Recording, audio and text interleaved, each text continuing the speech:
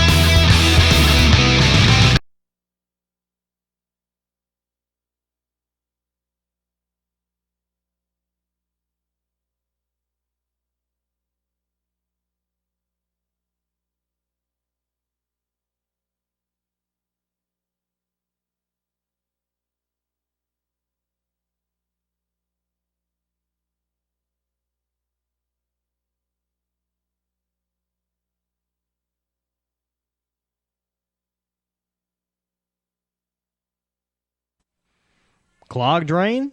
Other plumbing problems? Call Action Jackson Plumbing for 24-hour service. Owned by a lifetime Edmonds resident and Edmonds Woodway grad, Action Jackson is the drain cleaning specialist. They can unclog most internal drains for only $99 plus tax. Call 425-877-5601 or visit actionjacksonplumbing.com.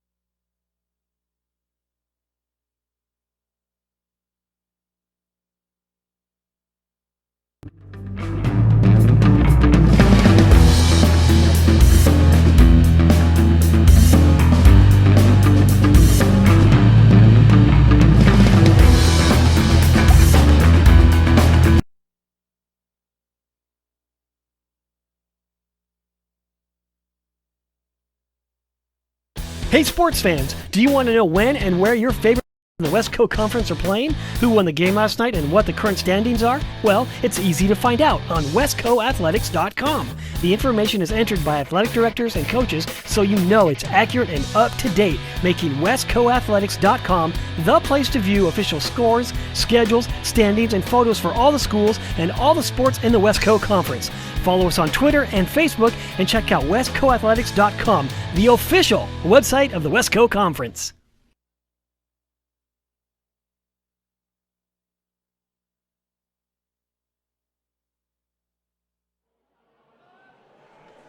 Hello, everyone, and welcome to the Sound Live Sports Network and the 3A Northwest.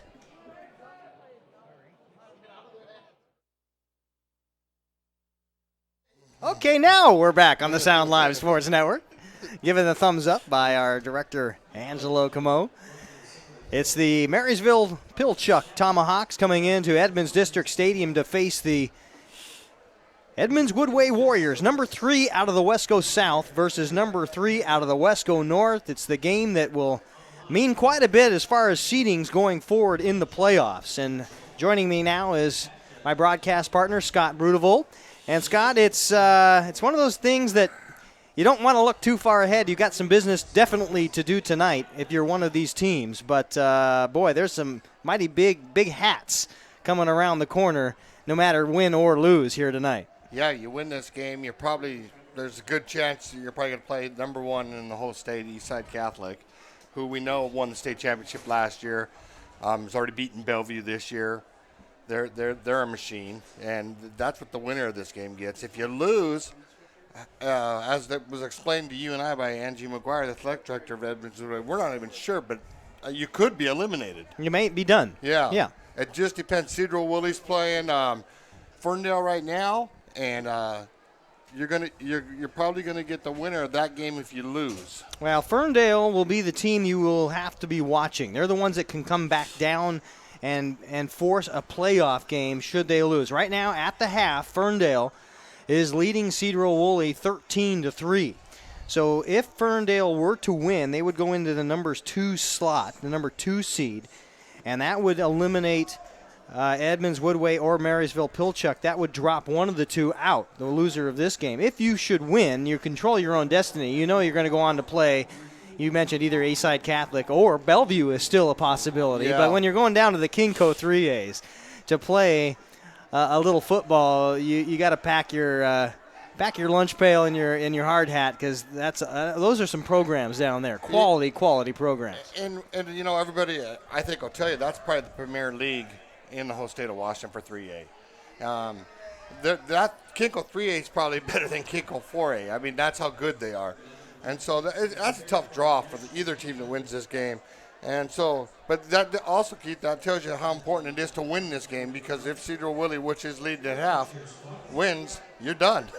That's absolutely right. The game at hand tonight is the Marysville Pilchuck Tomahawks coming down to face the Southern Brethren at number 3 Edmonds Woodway Warriors. We're getting set to do the national anthem here in the second game of the night. Linwood Royals having a victory in the early game. And now we'll wait for ADM Waldo to do the national anthem and take a moment.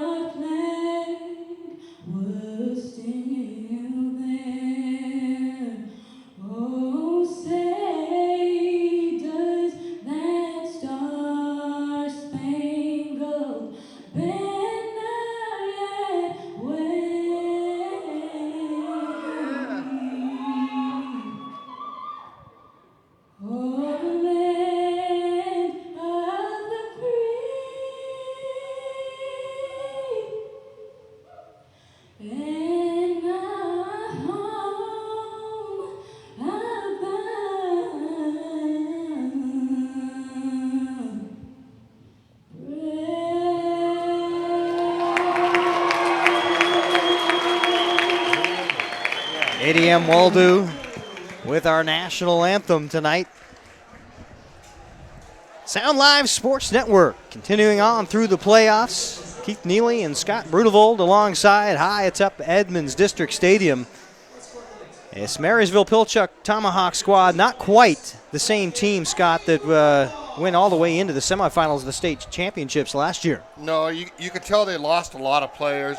Talking to a few people that cover them, they said that you see a lot of sophomores, a lot of juniors playing, and last year they graduated quite a lot of seniors. So they don't quite have the senior-laden team they had last year. They're going to be a younger squad. I would look at the roster. They have a lot of sophomores playing tonight. And, of course, going all the way to the state semifinals meeting Bellevue. Yeah. So that may happen again earlier in the if they were to get the win tonight. That is certainly a possibility in the first game in the crossovers. Yeah, so a lot of football still to be played, that's for sure. Anything can happen, that's for sure. And, I'm sure Marysville's been gearing up for this since last week, getting ready for this game because they know they got to beat EW. EW knows they got to beat Marysville. And they've played each other over the years. The coaching staffs each know each other. They know everybody's ready to go. It's going to be a good game tonight. Deep to receive the football is Christian Snyder for the Tommies. Jake Stevenson set to kick things off for Edmonds Woodway. And we are underway here at Edmonds District Stadium. High end over end kick. Snyder takes it in at the 5-yard line, past the 20-yard line, still has some wheels. Past the defensive backs, picks up a block, past midfield, down to the 40-yard line, and finally dropped there.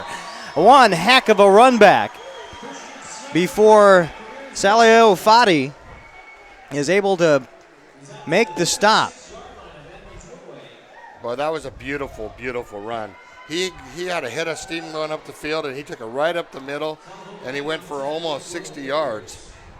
59-yard kickoff return will set up first and 10 for the Marysville Pilchuck Tomahawks. Man in motion. Here's the spin straight ahead into the pile, and nowhere to go for the ball carrier.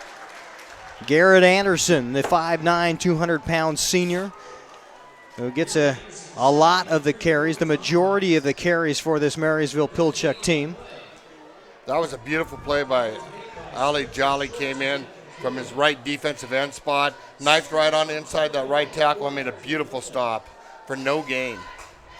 Second down, 10 yards to go. Eric Lynn, the starting quarterback, wearing number 9, 6'4", 205, mainly a pocket passer, doesn't run a lot, not a prolific runner, but does have an outstanding arm.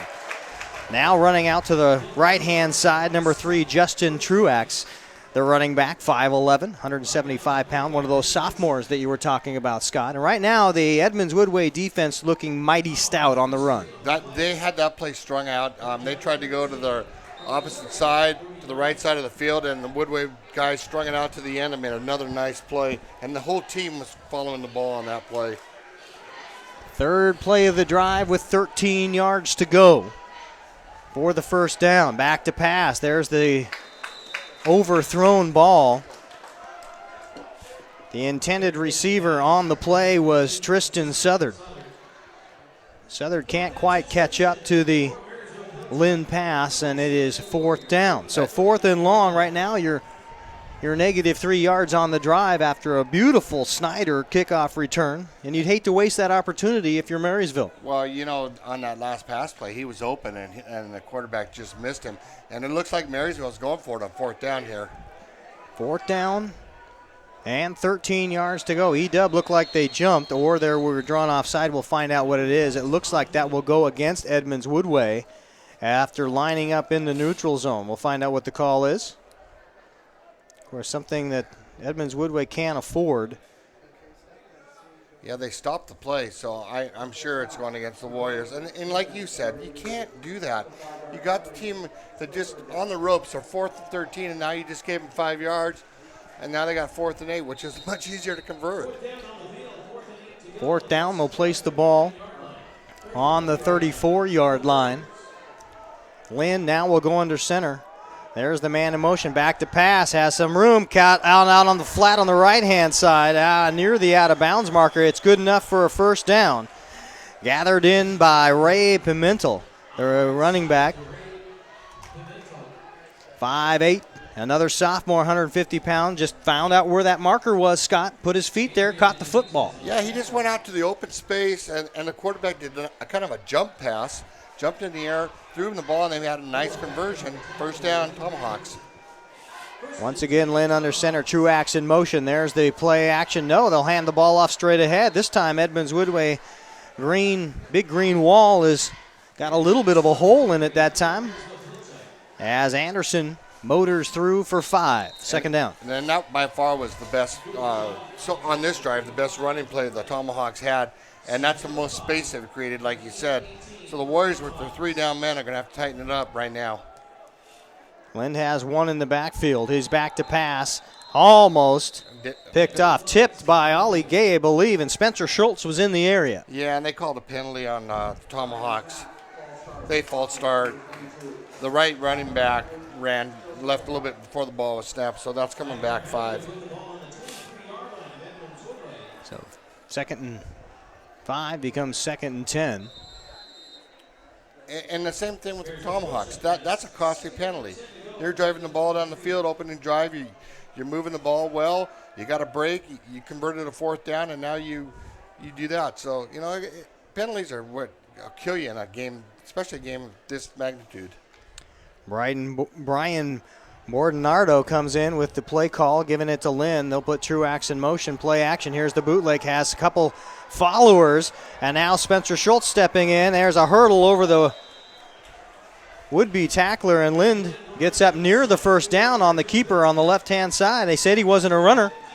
Well, he certainly got a couple out in front of him to help. Big number 59, Tyler McDonald, was out there, 6'2", 230, leading the way, pulling, and he took out 2 guys. And to see a big man like that, I mean, it sure makes it a lot easier for a quarterback to run when he's got the big hoss in front of him blocking.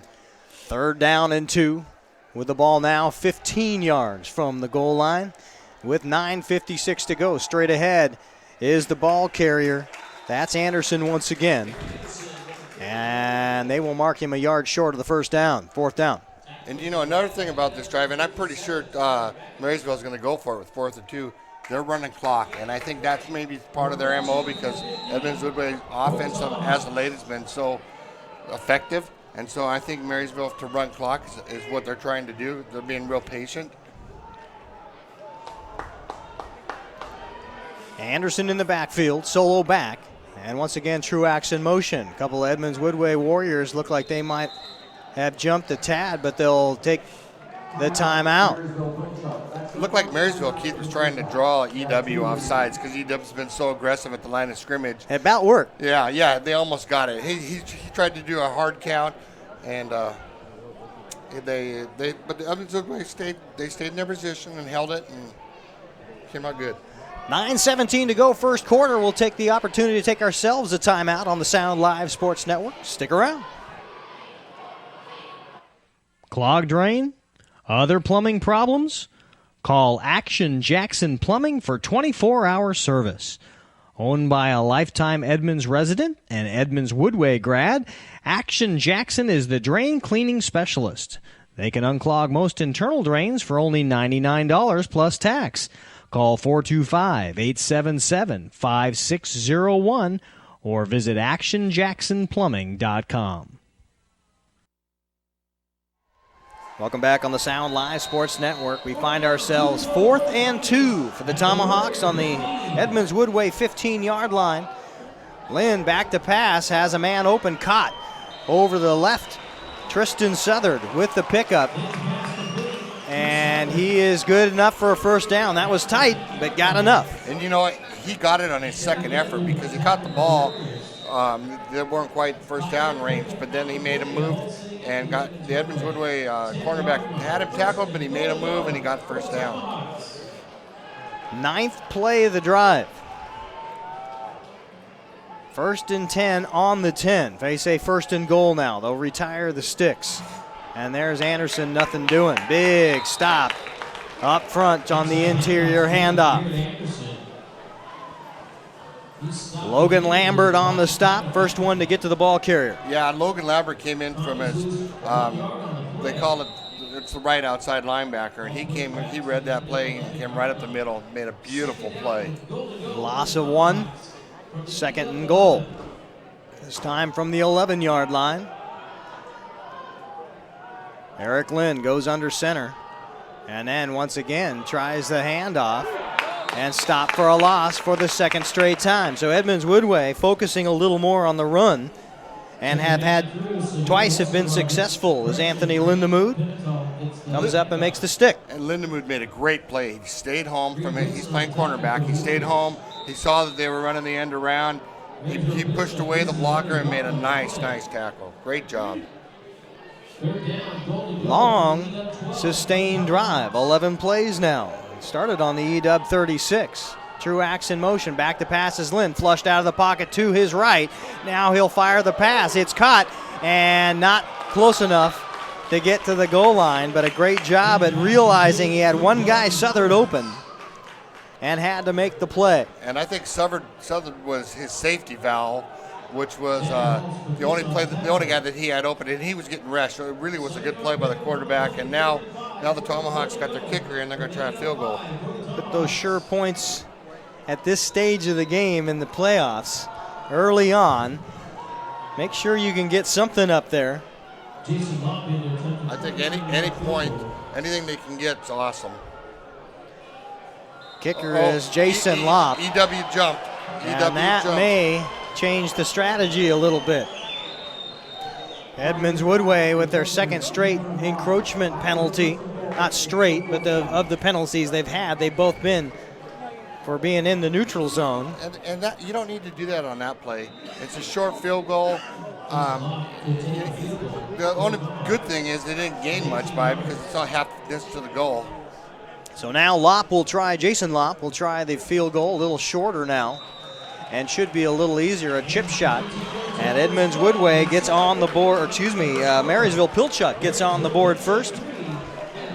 3-0, Marysville. We'll come back with Edmonds Woodway's first drive on the Sound Live Sports Network.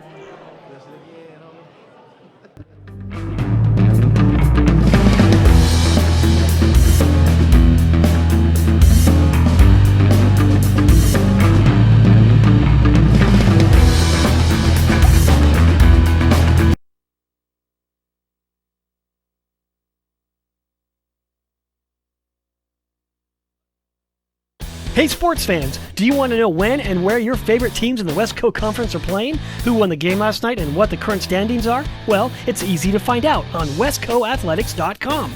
The information is entered by athletic directors and coaches, so you know it's accurate and up to date, making westcoathletics.com the place to view official scores, schedules, standings, and photos for all the schools and all the sports in the West Coast Conference. Follow us on Twitter and Facebook and check out westcoathletics.com, the official website of the West Coast Conference.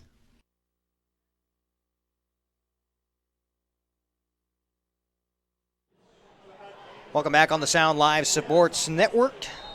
19-yard Lopp field goal after an 11-play drive, and now Edmonds Woodway is set to receive the kickoff. Jalen Nash deep to receive, but he won't get it. Picked up about the 30-yard line, and it's taken up near the 40 by someone we probably ought to talk about, Grayson Fisher. Fisher, a junior, 5'8", 165 pounds, finds himself as the starting tailback tonight, Scott. Yeah, and I think Grayson's going to do a fine job. He's a tough kid, good runner. He has real good vision. Made a beautiful play right there. That squib kick, he fielded the ball, and he gained plus yards because EW is starting on their own 39-yard line. Edmonds Woodway, star tailback, in a car accident on Sunday and has a concussion and cannot play tonight. Fisher, though, picking right up. It's his head down into the pile for 8 yards, and he was definitely down before the ball was stripped. Alex Hart jumped right up and took that one the other way. And that's the kind of run that Grayson can do. He's not going to get you on the big breakaway, but he's going to get the tough yard. I kind of compare him to like Miles Gaskin, who runs in the UW, the freshman. He picks his holes, and he goes in between his blockers, and he reads his blockers well. And, of course, you can't discount Graydon Heron. The fullback will definitely get his plays in also, his carries. Isaac Jackson back to pass, has a catch over the middle at the 24-yard line. It's David Woodard with the catch. And a first down for E-Dub. Huge play. And that was a beautiful catch by Woodard. He had his man beat. Isaac threw a good ball. A little bit maybe underthrown, but it still was a good ball. And Woodard came back and slid on the ground and made a nice catch. So a 40-yard pickup on the strike between Jackson and Woodard. And that'll bring up a big first down in Marysville Pilchuck territory. Here's the handoff to Fisher. Fisher with a pitch, actually, picks up another 8 yards. And that was a really good hard run by Grayson again. He gets a lot of momentum when they pitch him the ball in the backfield. He gets a good head of steam going. He went through the left side. They opened up a nice hole, and he got a good hard 8 yards. Not the athletic body of a Tyler Reinford, who he is replacing tonight. But obviously, Edmonds Woodway is not in any disadvantage at the backfield spot. No, and Grayson he's not as tall as Tyler, and he's more shiftier in the holes. He doesn't have the power, I would say, that Tyler has when he hits holes, but he reads his holes and he gets in and out of them fast. 2nd down and 4 yards to go with the ball on the 17-yard line. 5:06 to play in the first quarter. Fisher forward past the original line of scrimmage back to about the 16-yard line. They'll mark it down. So 3rd down and 4.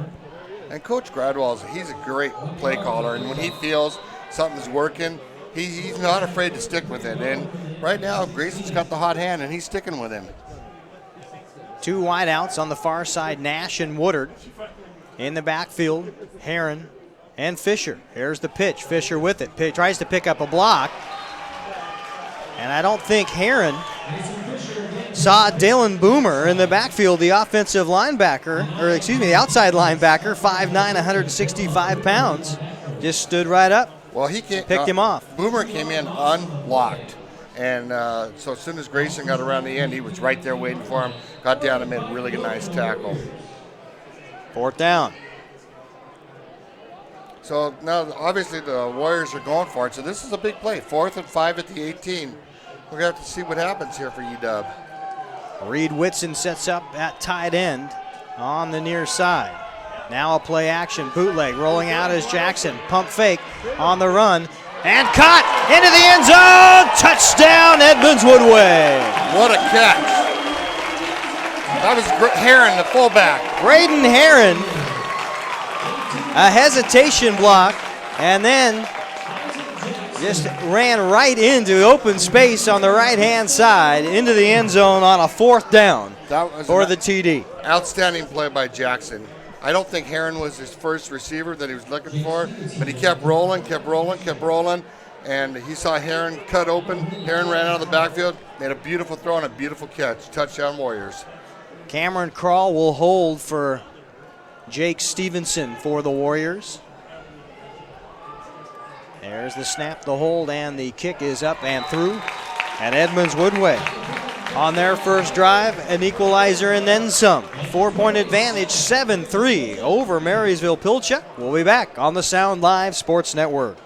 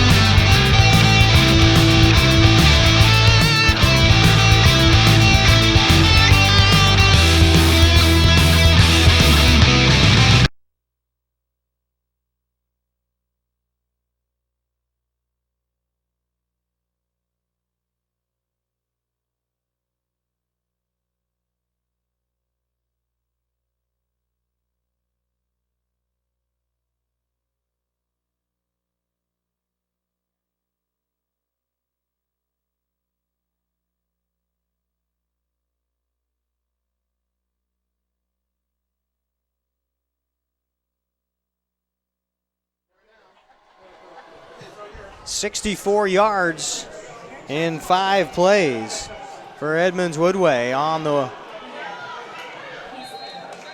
the last drive as the kickoff again. Pretty good field position for Marysville Pilchuck. Well, what happened, Keith, is I think it was a short kind of squib kick, and I don't know if they did it because the young man ran it back so far in the first play of the game, but it went to Keith Pablo, number 2 for the Tomahawks, and he picked it on the 40, took it up to about the 42-yard line, So he got a couple yards, but it's great field position for Tomahawks. Started on the EW 36 in their first drive. Now their own 43. Still not too shabby. And there's a big hit behind the line of scrimmage as Truax can't deliver any forward momentum after he gets the handoff on the inside. And Abdul Jadi came from his strong safety, yeah, linebacker. What is it? Yeah, he plays everything. He came in from his spot and he hit that running back and he lost a yard. I'll say 2nd down and 10 on the score, but I think you're right. There's the play action fake, back to pass. There's Lynn, has a man open over the top. Incomplete, intended for Jesse Thompson, the tight end, 5'11", 195-pound senior. And Anthony Limamud made a beautiful play. He was all over him. So I think if he even would have caught it, I think he would have hit him and knocked the ball loose. It was a great job. And a timeout on the field. We will take one ourselves on the Sound Live Sports Network. Edmonds Woodway at the 3-minute mark with a 7-3 advantage. And no, they'll bring it right back into play. There is no timeout. 3rd down and 10. We'll stay right here. Play action. There's Lind over the middle. Incomplete. No, caught. I don't know what I was watching. Tristan Southard, the wide receiver. It looked like it skipped. Well, what happened is he threw that right in the Edmonds Woodway zone. He threw it in between 3 guys, and that was a real nice pass and a real nice route by the Tomahawks there. So, we'll pick up a 17 yards. 1st down and 10 inside Edmonds Woodway territory. Ball on the 40-yard line. And the Tomahawks are making a statement right now. You know, they got a field goal. EW got a touchdown, and now they're coming back. Lynn will put Truax in motion, and now penalty flags False start will fly. And I like the trend with the referee mic. This is the first, you and I were first year I've seen it, and we've gotten it 3 games in a row. So takes the guesswork out of what we do up here in the broadcast booth. Makes it real nice. 1st down and 15. I also think it's probably real nice for the fans. Yeah, I would think. Yeah, you know, they don't have to guess either. They can hear the ref and figure it out what's going on. After the infraction, back to the 45-yard line. There's the throw. Actually, a fake throw running onto the right-hand side. And a pickup of 4 is Truax. That was kind of like a Statue of Liberty. He faked it, and he kept it down low, and his split back came around the side and he picked up the ball. That was a real nice-looking play. So a pickup of 4 with the clock running at the 2-minute mark. So largely possession held by the Marysville Pilchuck Tomahawks. And, of course, after a 40-yard catch and an 18-yard catch for Edmonds Woodway marching down the field in a hurry, they haven't had a lot of ground time on offense so far. No, they've only had the 1 drive. There's the interior handoff, stopped at the line of scrimmage. Ollie Gay was there. Spencer Schultz was there. And he also had the sophomore, number 57, Tyler McAtee. Yeah, that was the whole gang. And that's the way the Warriors are going to have to tackle tonight. They're going to have to get up there and make sure they hit everybody. Everybody gets together. The other thing is like I was saying earlier, I think the Tomahawks holding the ball and doing these long drives are going to benefit them because the Warriors strike so quick with their offense. Southard on the near side, Thompson on the far side. And now they'll put a man in motion. Lynn will roll out to his right. Pass is caught. Southard over the middle is caught for a 1st down near the 25-yard line of Edmonds Woodway. And that's the same play they just ran 2 plays ago, Keith. Southard comes out. The quarterback rolls out to the right, and he hit him on the exact same route. So maybe they're seeing something that the Warriors' defense isn't doing, and the Warriors are going to have to figure out what they need to do to make the play. I'm impressed with Lind and his confidence in the pocket. He looks good. Truax in motion. There's the swing out pass out to Bernardo, who's met for a loss of 1. That was Anthony again. Linderwood made another nice play, and that's that bubble screen, and they're trying to get a quick hitter, and they just didn't get it. The Warriors were all over it. 24 seconds left on the clock. Second down and 9 with the ball on the 25-yard line. Edmonds Woodway versus Marysville Pilchuck. 3A North versus 3A South at Edmonds District Stadium. There's the counter play, and cutting loose and cutting to the outside for the touchdown. Marysville Pilchuck. Raymond Pimentel with the TD. And the Warriors only got one hand on him. Once he got through that hole on the counter play, which was exactly what they ran, he got through the hole and he went on to score. It's a nice play by the Tomahawks. A 25-yard TD run by Pimentel will make it a 9-7 score.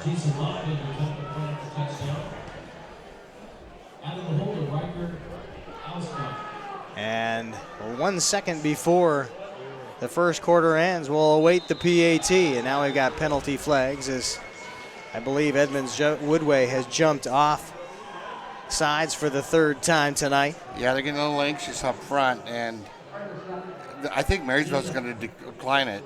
Yeah, because that's not going to affect the PAT at all. So they'll reload with a 2-point lead, awaiting a third. And the hold kick is up, and it is no good. Outside. He pushed wide it to the right. Yeah, he pushed it to the right. So the missed PAT will make it a 9-7 Marysville Pilchuck ball game with a second left on the clock. And we'll keep it here on the Sound Live Sports Network, awaiting the change of the fields. And we got a tweet out, Montel Williams. They were watching Tomahawk football on the Sound Live Sports Network. We appreciate that. Asking David Kruger out from the Herald to join us, and we may do that at halftime. We'll see if we can't get David on board. Outstanding decision there. I like that suggestion. Fine sports writer. And he may be able to unravel a little bit. Yeah. And see some of this playoff menagerie. That's changing. Clear the waters a little bit for us, Scott. Yeah, it's changing moment by moment. So Jalen Nash and Abdullah Jada back to receive the Tomahawk kickoff. And the boot is away off the foot of Lop. And it is short and out of bounds. And Edmonds Woodway will be content to take it in at the 24-yard line. So on their own 24 is where they will begin.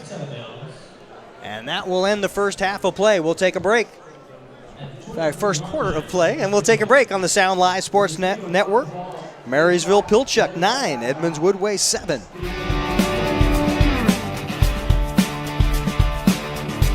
Shoreline Community College and Puget Sound Auto Dealers Association have been recognized internationally for its pioneering in finding a new way to deliver technical training for automotive repair.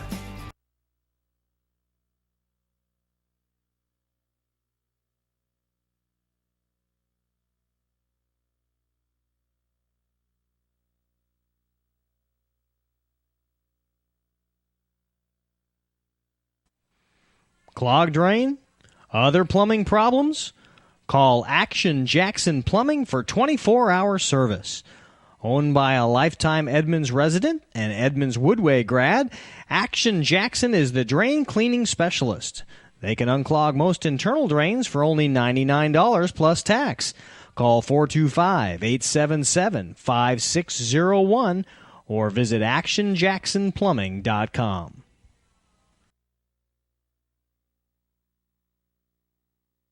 Welcome back on the Sound Live Sports Network. Edmonds Woodway will start their second drive of the ball game from their own 23-yard line. Every drive so far tonight successful. Marysville Pilchuck 34-yard drive to start things off. Got the field goal. A 19-yarder from Lop made it 3-0. Edmonds Woodway went 64 yards. And there, Keith, right there, Marysville jumped offside, so the Warriors should gain 5 yards. It's a popular option tonight, Scott. I think it's playoff football. A little nervous, perhaps? Yep. Everybody's psyched up, ready to go. Edmonds Woodway on their first drive went 64 yards for a Heron 18-yard catch that made it 7-3. Marysville Pilchuck turned right around on the third drive of the ball game. Third drive of the ball game, and already this will be in the fourth, and we're in the second quarter. So long, sustained drives, and that won't hurt you. No, or help you in any way, shape, or form. And number 50 for the Warriors. That's Vogel. Yeah, he was Vogel. He was way offsides. I mean, he jumped, and see, now you gave that 5 yards right back. So you went from 1st and 5, now you got 1st and 10. One good turn deserves another. Almost the offsetting pen. Well, they are the offsetting penalties. I'm sure that drives Coach Gradwell nuts too. Drives fans nuts. Yeah. Drives broadcasters nuts. We still have yet to tick off of the 12 minutes in this second quarter of play. There's the interior handoff to Heron. Heron forward, the fullback for 3. And Heron has had some games, no question about it. Well, he runs hard, and he runs inside. And by him running inside, that opens up Austin Jackson on the rollout and the play action, and that's how you get those nice passes to David Woodard. So it's a combination of things. And Coach Gradwell as a play caller, he's seeing that. He's calling out. He's feeling them out. 2nd and 7 on the 26-yard line. Bootleg, rollout, under heavy pursuit, drug down in the backfield for the sack. That's number 59, Tyler McDonald. Boy, did he make a nice play. He was all over it. 6'2", 230. Moving downfield in a hurry. And, he's a two-way player because he's the same one when the quarterback rolled out and got that nice scramble. He was the one blocking for him. So, no, he's an impressive young man. And his motor just keeps on going. Go, go, go. 3rd down. And North Tacoma to go for Edmonds Woodway, deep in their own territory. Ball placed on the 17-yard line now. It's going to be interesting to see what the Warriors run here. Are they going to be kind of conservative and try to get something so they can have a good field position with the punter, or are they going to go for it all? Tomahawks only putting Pablo in the backfield, the deep backs, and back to pass is Jackson. Has to step up in the pocket, almost picked, then picked. Picked off by Dylan Boomer, the outside linebacker, and will have outstanding field position for the Tomahawks. And that ball got tipped by number 63, Benton Cooley, for the Tomahawks too. So they tipped the ball when Austin threw it to the line of scrimmage, and then they intercepted it. And big turnover for the Tomahawks. Ball on the 27-yard line, for the Tomahawks. 1st and goal. Second time the Tomahawks have been inside Edmonds Woodway territory to start a drive. If you remember, a Snyder 59-yard kickoff return started this ball game. Back to pass is Lynn. It's caught Southern. And down near the 1st down marker. I think he got an extra 2. It should be a Marysville Tomahawk 1st down. And it was. And so I'm starting to see something. I know the Warriors are. Southern and Lynn got a little something going on. So, the Warriors, they got to start covering number 6. He's making a lot of catches. Favorite receiver, certainly. He just went out of the game, though, so maybe the Warriors can take advantage. Tommy's now on the 16-yard line of Edmonds Woodway. There's the Anderson handoff interior.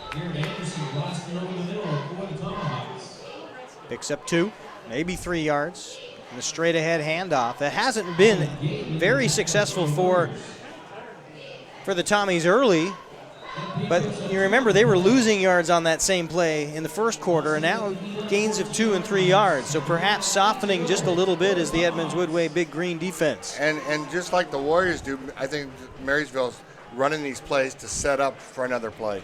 And like you said, start of the game they weren't getting any penetration at all. Now they're getting at least 3 yards every time they do it. Lynn with the little bubble screen. Out to Southern, pickup of 3. And you're right.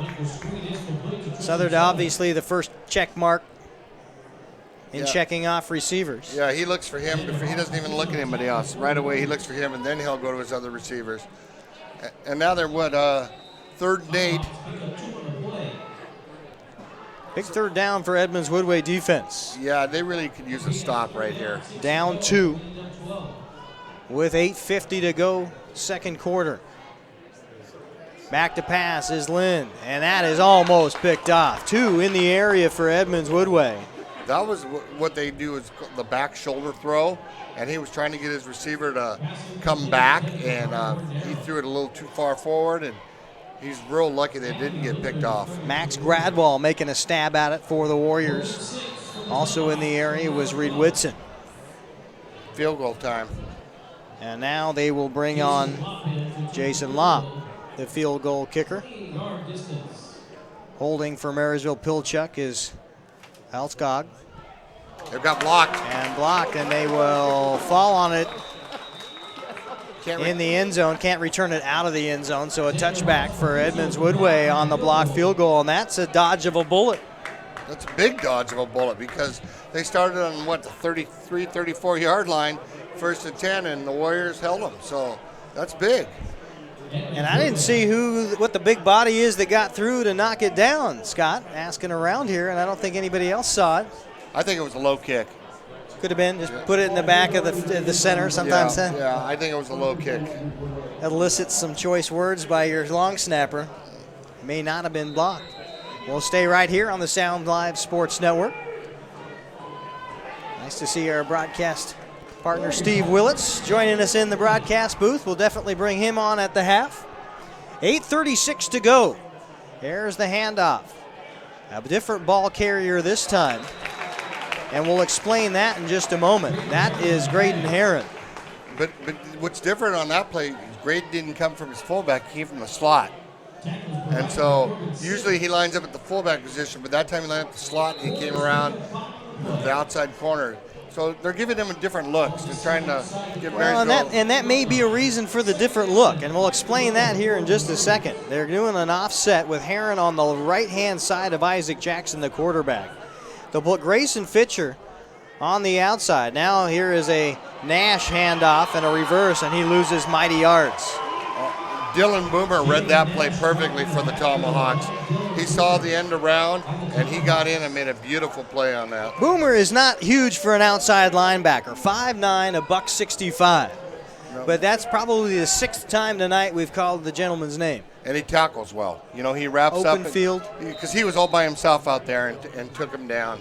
So another 3rd down for Edmonds Woodway. It resulted in a Boomer interception.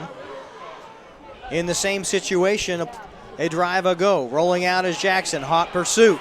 Has to look to get rid of it. Now he'll turn back into the end zone. Some dangerous area. Finally picks up a block. Looking for a receiver. Downfield it is caught. 1st down. Yeah, there is a penalty down. Nash with the football. Will fall down at the 45-yard line, but there is a penalty marker in the end zone. I think this could be a safety. And it probably is a safety. Yeah, I think they got a hold.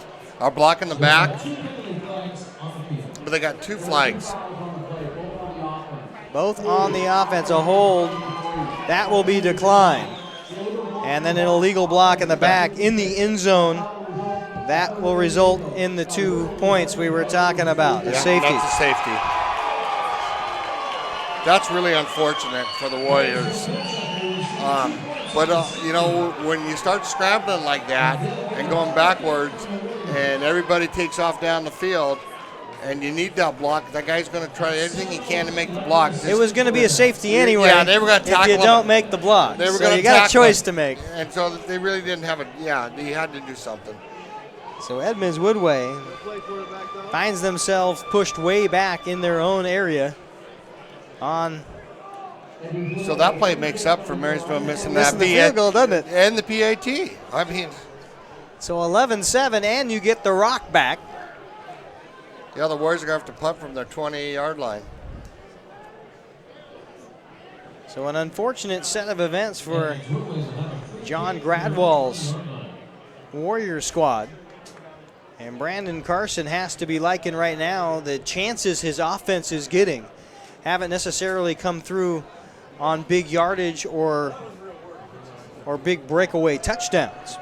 But right now, leading Edmonds Woodway by 4. Yeah, they're kind of, I mean, in a way, they're kind of getting the breaks right now. High school football. Breaks can turn things around in a hurry. They can bury you in a hurry. Edmonds Woodway certainly not out of it. Here's the Stevenson squib kick. Gathered in there by number 2, Keith Pablo. Pablo past the 50-yard line, picks up a block. And I'm kind of curious why the Warriors decided to kick that instead of punt it. I mean, you have an option, and they did a squib kick, and Pablo picked it up at his 40. He took it back to the 43 of the Warriors. So, I'm sure there's a reason, but usually you punt the ball on that. So the 1, 2, 3, fourth time they have started inside Edmonds Woodway territory. There's the play action pass. Now a long bomb caught at the 20-yard line, and there's your big play. Touchdown, Tommies. And you know what happened is the cornerback for the Warriors, as soon as he did that pump fake that you called, he bit. And the receiver broke out, and that was a beautiful throw by Lynn, and that was a beautiful play by the Tomahawks. 43 yards, Lynn to Pimentel, the second time. Pimentel has had the touchdown, 1 catch, 1 rush. And that breaks things open for the Tomahawks. Yeah, and as soon as he was in open field, he was gone. He's quick, he's fast. So the Warriors, they got to chalk that up. There's a lot of time left, and they got to realize that he's going to pump fake that ball like that, especially when he's got one-on-one coverage. And this time it's right down the Broadway. 6:47 left in the first half. Tomahawks on top, 18-7 over the Warriors. We'll take a break on the Sound Live Sports Network.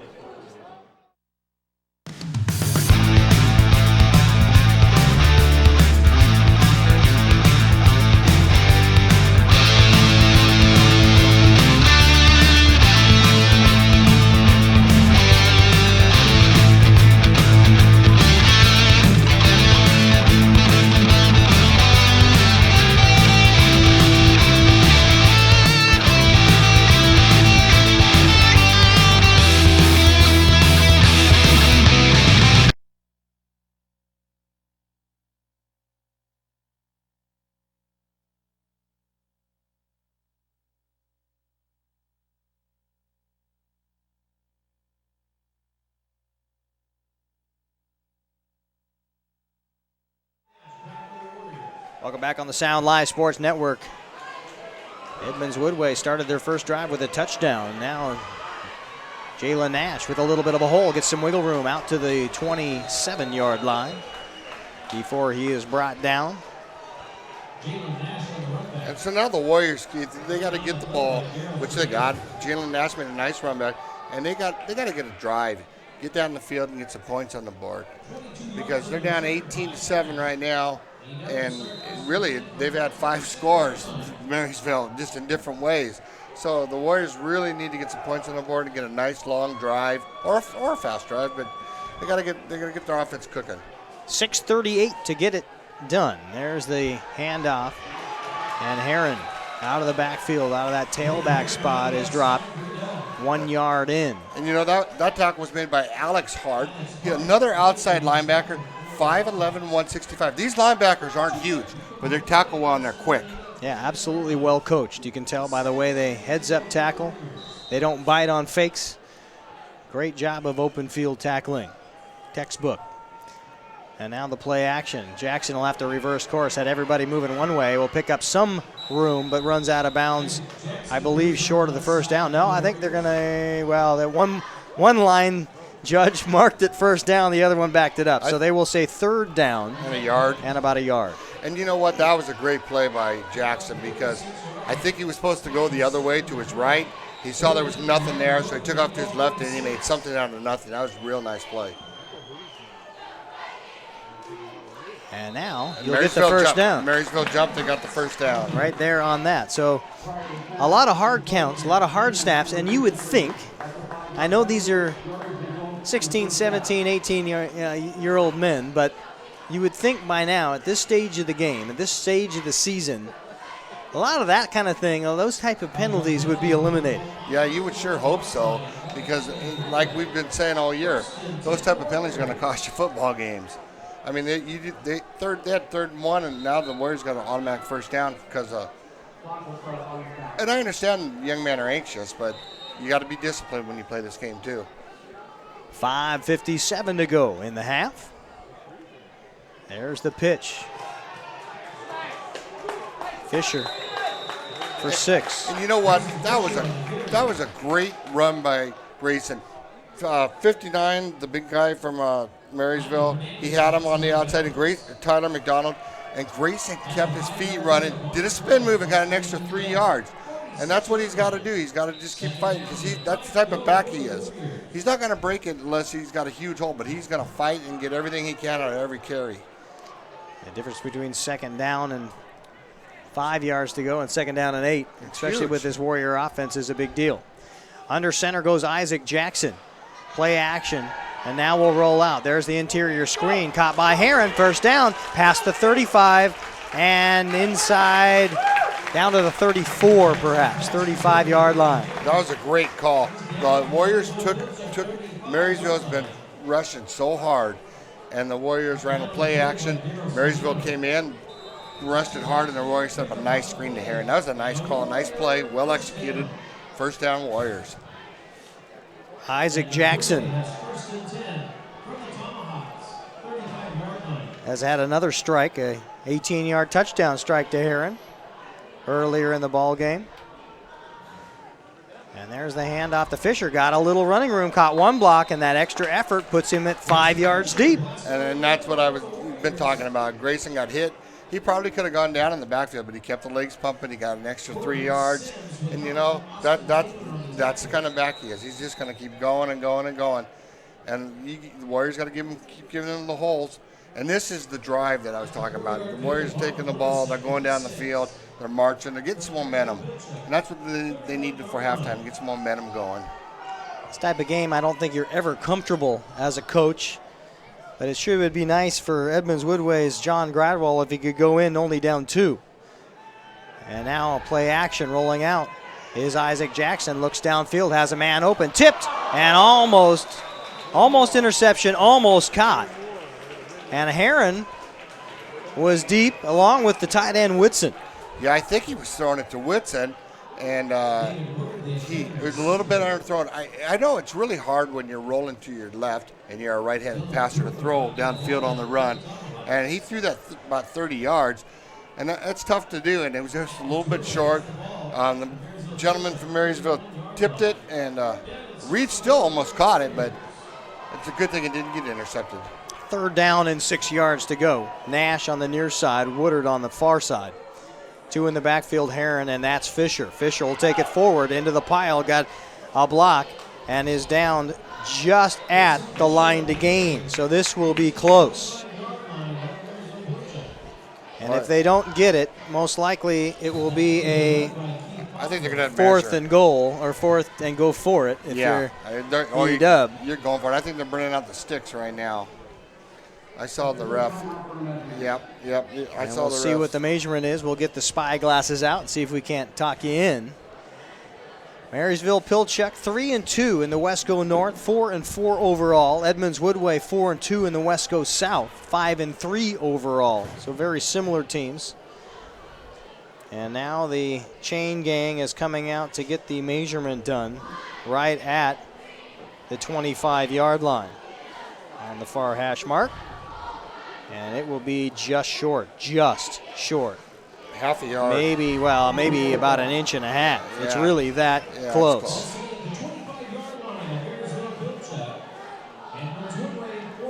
And the difference is really the nose of the football is on the inside of the white stripe, and the chain is on the white stripe. That's really how close that measurement is. And so I think the Warriors are probably just going to have Isaac Jackson take it right over to big center Reed and get a first down. Reed Friday, all 300 pounds of him, he's going to have to push that guy and have Isaac just go right up the middle. 4:17 to go, 4th down and an inch to go for Edmonds Woodway. Jackson has 2 in the backfield, and that's exactly what he'll do. He'll lean in right over big Reed Friday, right off to his right. and gets the first down. Yeah, and that gives those linemen like a read. That when you say, "Hey, coach, I can do it. I'll get him a yard." Come off my head. Yeah, come right. That's what he works hard for. That's why he goes to practice every day for something like that. So there was no doubt in my mind that he was going to blow that hole open. Clock continues to turn at 4 minutes now. Edmonds Woodway starting on their own 27. And the 7th play of the drive. Back to pass is Jackson. He wants to get some help. Won't get it. Turns back. And they say he stepped out of bounds. Ran out. And really, you've got to credit the Tommy's defensive backfield on that play. I was just going to say I'm really impressed with their DBs because that's not the first time that's happened to Isaac tonight. And he's used to rolling out to his right and seeing at least one receiver open. Tonight he's not seeing anybody. And it's making it kind of a tough deal for him. 2nd down and 14 after the loss. Woodway had the ball at 6:40 to go when they started, so they burned off some clock, and now Jackson rolls back. Long throw downfield, and it'll be an up and touch and into the end zone, 2nd pick. It was going to be one of those jump ball situations, and this time thrown at David Woodard, it is picked off. And I understand that because Woodard's 6'3", and he's been making those catches all year. But he had 2 Tommies on him that time. And what number did you get for? I got 36, Hunter Whitney on the pick. I thought 36. 6'3", $175. So there's Whitney. You had 6'3" going against 6'3", a jump ball, and the Tommies won that time. Now, so they're giving him the ball on the 1 yard line. They're not giving him a touchback. So they got 99 yards to go. So now the Warriors defense has got to come alive and make a play right here. You got them back where you need them. Now the Warriors Well, you try to see if you can get 2 back right here. Or you play it safe and not let anything go over the top before the half. It looks like the Tommies just did the quarterback sneak trying to get some breathing room. So they come out of the pile. Spencer Schultz on the stop. 3:24 and counting now. 2nd down and 8 yards to go for the MP Tommies.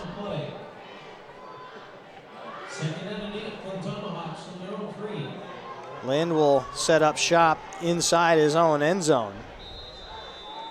He's got Truax in the backfield, and now we've got a timeout. Marysville called timeout. And at the half, we'll have the Action Jackson halftime show. Got a couple of guests in the wings. Talk a little what's next. Big slate of games on Friday. Meadowdale plays tomorrow night. Linwood already victorious. And Terrace plays tomorrow night too, in the early ball game. And we'll get you a score on the Ferndale-Cedro-Woolley game. And the way I understand it, that is not the end-all. If Ferndale were to win, there's also Linden that hangs in the balance, and whether they win or lose tomorrow. So there's a lot to unravel. You're really not going to know until Saturday or late Most Friday likely. night. Or late Friday night. You know you're in. You know you're moving on regardless if you win the ball game tonight. Yep, Lose, you got to have some help. Yep. And even then, you probably need some help. Because they going down to face the likes of Eastside Catholic and Bellevue. Not an easy chore for either one of these two teams. There's the handoff near the line of scrimmage. It looks like to me that the Tommies are just trying to kind of run out the clock for the half. They're not in no hurry. There's 2 minutes, 50 seconds left. They got so this is 3rd and 8. This is a big play for them. It's a big play for the Warriors too. The Warriors really need a stop here. McAtee on the stop for E-Dub on that last interior handoff. Tomahawks continuing to run off the field. I think they had 14, almost 14 in the huddle at one point in time. And now with 3rd down and 8. The interior handoff once again, this time Ollie Gay on the stop. Yeah, see, they're just trying to get a little. Now they're going to punt. They're trying to get a little field, get the punter some room. And I believe that was Christian Snyder on the carry. No, I'm sorry, Ray Pimentel on the carry. And the Warriors just called a timeout, Keith, because it's 4th and 6. Coach Gradwell knows they're going to get good field position off the punt. And want to keep it at 2:15. Yeah, he wants to keep that clock as much time as they want. So Warriors with 2 timeouts remaining after this. Marysville with only 1. We'll take a quick break on the Sound Live Sports Network.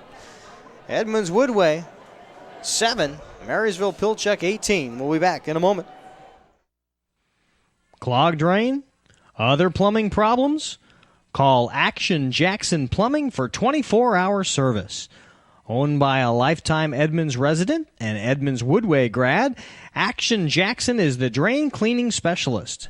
They can unclog most internal drains for only $99 plus tax.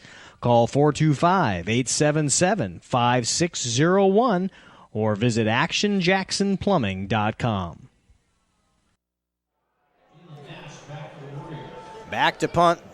The Tomahawks are able to get rid of it, and it'll come right into Nash. Nash will head off to his right, picks up 1 block on the run now. Great field position, tries to cut it back at the 20 and runs out of bounds. And that was smart to get out of bounds because that stopped the clock too, because the Warriors still have 2 timeouts left.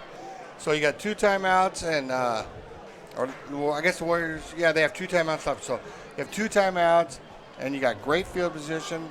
It's time for the Warriors to no more turnovers and go in and get a score for the half. You don't like the turnover, but in the situation, it almost turned out to be a battle of field position like you would with a couple of great punters going at it. Yeah, in a way. So it didn't hurt you terribly. Not that time. It was as good as a punt. So Edmonds Woodway sets up shop on the 24-yard line. Here comes Fisher into the linebacking core. And right to McDonald, who drops the running back. So the Warriors got to get up to the line, got to run a little bit, have a little urgency because the clock is running. There's 1:40 left. Once again, Fisher on the handoff. 2 Tomahawks right there to stop him. In the backfield for a moment was Dylan Boomer, and Boomer has been near the ball carrier. He's everywhere. Every single time. Yeah, he's playing corner.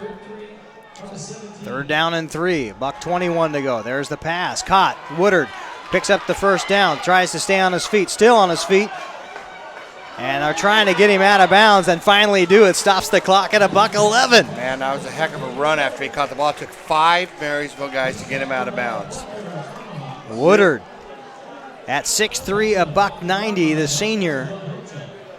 A wily receiver, obviously very tough to tackle. Yeah, real nice job. 1st and goal on the 5 with 1:10 to go now. Now they'll start the clock. The sticks are on the ground. There's the fake pitch. That looked like a busted play. Jackson will roll out. He's looking for some help, and now will just drop. There was some miscommunication from Edmonds Woodway. And Coach Gradwell is not happy. They had to call a timeout there. And he's walking out on the field to talk to his guys, and he's not happy at all. Dakota Guzman, the middle linebacker at 5'9", $190, coming out to meet the Warrior quarterback. And you know, out of the games that I have seen this year, this is the most I've seen the Warriors have busted plays. And I got to think it's something Marysville's doing. They've scouted them because that's about the 4th time this half that Isaacs had to roll the other way. And usually he has a lot of green in front of him. And I got to think that Marysville's had a really good game plan coming in, and they're executing it. And, you know, there's 55 seconds left. You got 2nd and 12. And the Warriors, they got to be careful because you don't want to get out of field goal range. You know, you need some points. You got to get some points here. Jake Stevenson can certainly make the field goal and make it a 1-possession ball game. That's about as important as anything. Huge. Right now, down 2, 18-7. Rolling out is Jackson, has some pursuit. This time on the run to his left. Has to cross back, looking downfield, has nobody to go to. Asking for some help. Now still on the run, will let it fly into the end zone, picked off. And a penalty flag. We'll see what that's about. Might have been an illegal man downfield. Yeah, that's what I was just going to say. I think one of the linemen got downfield. It took so long for the play to develop. Those big linemen, in their head, there's a count, maybe. Here comes the ref. And that's what it is. Exactly, yeah, because those linemen can only hold their blocks for so long.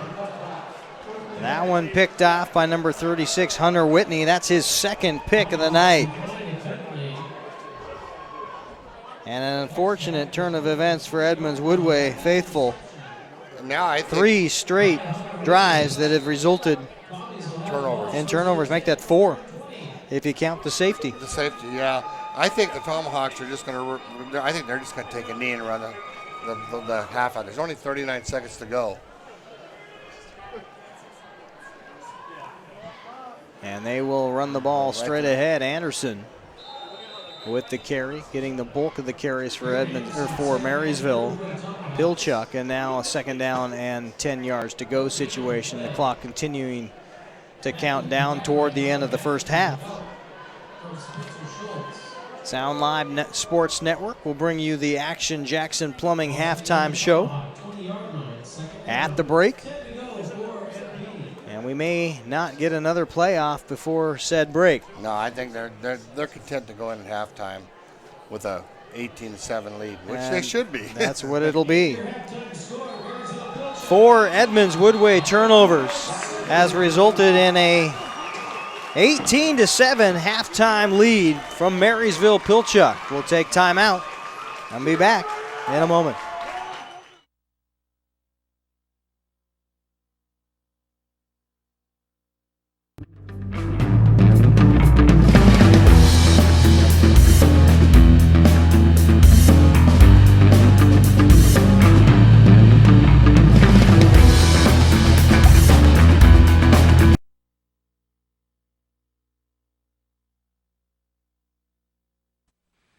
Clogged drain?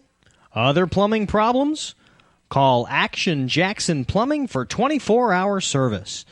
Owned by a lifetime Edmonds resident and Edmonds Woodway grad, Action Jackson is the drain cleaning specialist.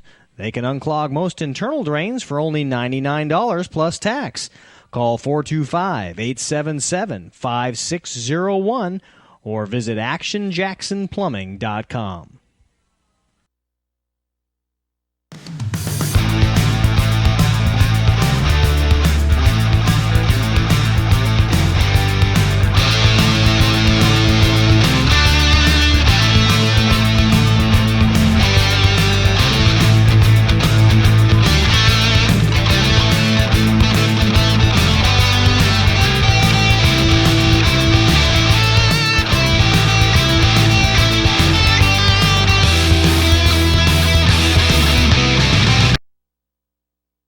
Hey sports fans, do you want to know when and where your favorite teams in the West Coast Conference are playing? Who won the game last night and what the current standings are? Well, it's easy to find out on westcoathletics.com.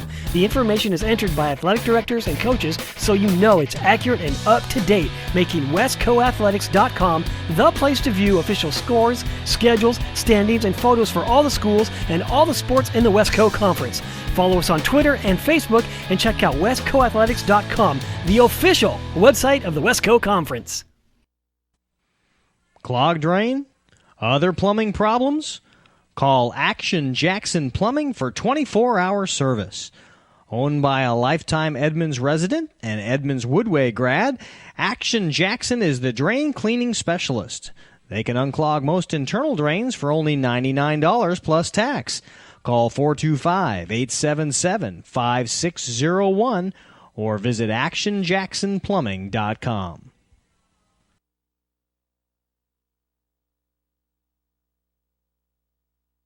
Welcome back on the Sound Live Sports Network. 18-7, the Marysville Pilchuck Tomahawk lead over Edmonds Woodway. The Warriors' home field advantage, not having that easy home field feeling right now as they head into the locker room. And we bring in the Everett Herald's David Kruger to join me at the half. And just first impressions so far, right off the bat. MP looks like the MP it's old here. They've been running the ball down, and Eric Lynn's opening up and throwing the ball downfield, and MP looks really good in this game. I saw them play Arlington a couple weeks ago. They struggled a lot more against Arlington's line. A couple sacks with Lynn, but here they got 3 interceptions, I think, in the first half. The defense is rolling, the offense is rolling, and that's why they got a big lead at half. Edmonds Woodway able to move the ball down the field 3 times, have had it picked in their end zone as they're threatening. It's tough, I think, when you have your big guy. You've got the Tyler Reinford, your number 1 running back in the backfield, absent tonight. Yeah, and losing him hurts a lot. They've got Graydon Heron running the ball and Grayson Fisher. I think they have a Graydon and a Grayson.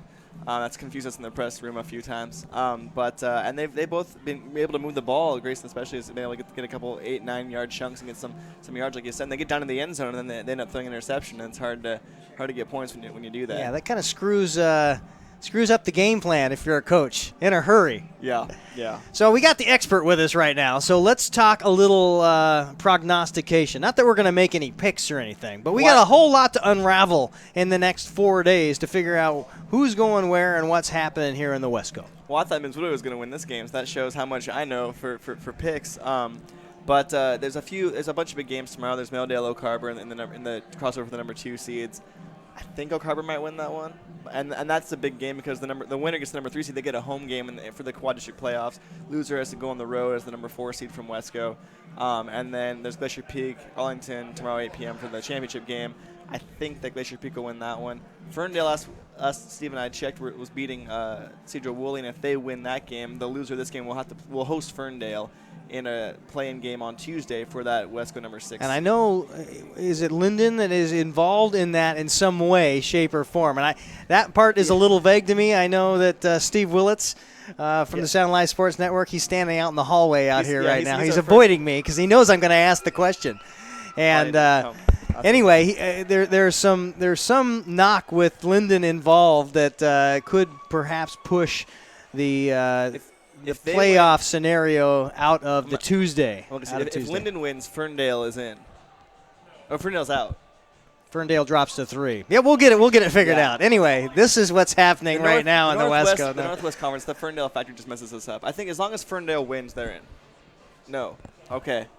Nothing I know about Ferndale is right. Okay, very good. No. Let's talk about what we know. If the winner of this ball game tonight, I know Eastside Catholic is playing Ballard, and I believe that's for the number 1 in the KingCo. So if that occurs, and we all know Eastside Catholic has lost very few people. They're a steamroller. They pretty much take care of business at every moment. They rolled Arlington, who looks like they're one of the top teams in the state. They're in the top 10 poll this week too, and Arlington is kind of flown under the radar. They're a really good team, and Eastside Catholic just took it to them. Bellevue, similarly with Glacier Peak. Glacier Peak's a really strong squad, and Bellevue, got them. So the winner of this is going to get Eastside Catholic. The loser, pending Ferndale madness, might get Bellevue. So a tough draw for both teams, but I think you prefer Bellevue in that matchup. Like Steve and I were just talking off before we started here. I think Bellevue isn't quite the Bellevue of old, but they're still a pretty tough matchup for anybody. Well, and what that requires is you lose this ball game, and then you guys have to ask some help. Yeah. Right, you've got to have some help along the way from our friends up in the Northwest Conference in order to be able to even have that opportunity to face those guys down south. It depends on Ferndale and Linden, and I'm not even going to try and guess anymore. But it's been a fun game to watch. I mean, just really, really exciting. There's been a lot more scoring. MP's got 18 to 7. I have some stats. Eric Lynn, I think, is 8 of 10 for 67 yards and a TD. It's good. I mean, he's having a really good game, only 2 incompletions, and a couple of those were on balls where I might have just been trying to throw them away and get rid of them. But no, MP, the offense is rolling. Like I said, looks a lot better. Looks like it did kind of a year or so ago. And so and Edmonds Woodway, though, I think still very much in this game. I think they get the ball to the second half, so they'll get the ball and they'll run on the field. And I think we have a pretty fun second half on our hands. You're doing chalk talk in the locker room. Let's start with Marysville Pilchuck. What are you telling the crew? I think just keep it going. I mean, I think that they're kind of firing on all cylinders. Like we said, 3 picks on defense. That's performing great. Lind and the offensive rushing attack has about 100 yards. They're doing their job too. Just keep it going. They got the ball on the ground. They're running the ball. They're using up clock. They're trying to get keep the ball out of Edmonds Woodway's hands and try and keep the ball away from Isaac Jackson so they can keep them from getting points on the board too. And I think that if you're MP, just keep doing what you're doing right now. Montel Williams, one of our tweeters. Let's talk to Montel. He got you on. We went double effort to go down 2 booths. Yeah, no, based on that tweet. I wouldn't be here if it weren't for Montel. So I gotta give a shout out to Montel. I hope you and John are having a good night and having a good time. And they're probably enjoying the MP win. Hopefully we all get a good second half to watch. Well, we'll do just that. 18-7 so far after we throw in a safety and a couple of touchdowns for Marysville. Pilchuck have the lead at the break. We'll be back on the Sound Live Sports Network, and we'll bring in yet another expert that has all this really figured out. He's actually the expert. He has like charts and graphs. I think his room is just like strings from one piece of scenario to the other scenario, kind of like a playoff Rain Man. So, yes, Steve's who you want. All right, Steve Willits on the hook on the Action Jackson halftime program on the Sound Live Sports Network. David Kruger, Clogged drain? always a pleasure Other having plumbing you aboard. problems? All right, Call we'll take a break Action and we'll be back. Jackson Plumbing for 24-hour service.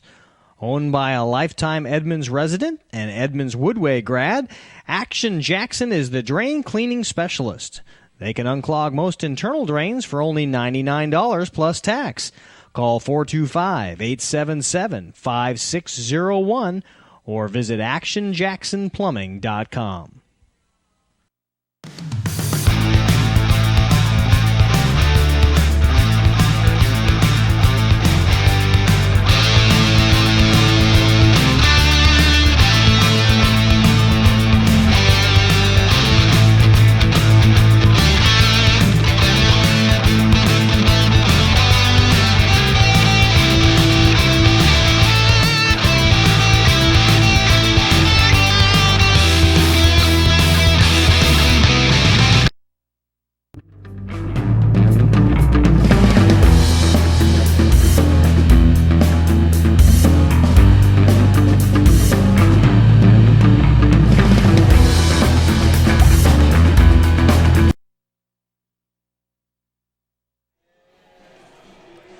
Welcome back on the Sound Live Sports Network. Okay, Steve Willits in the house.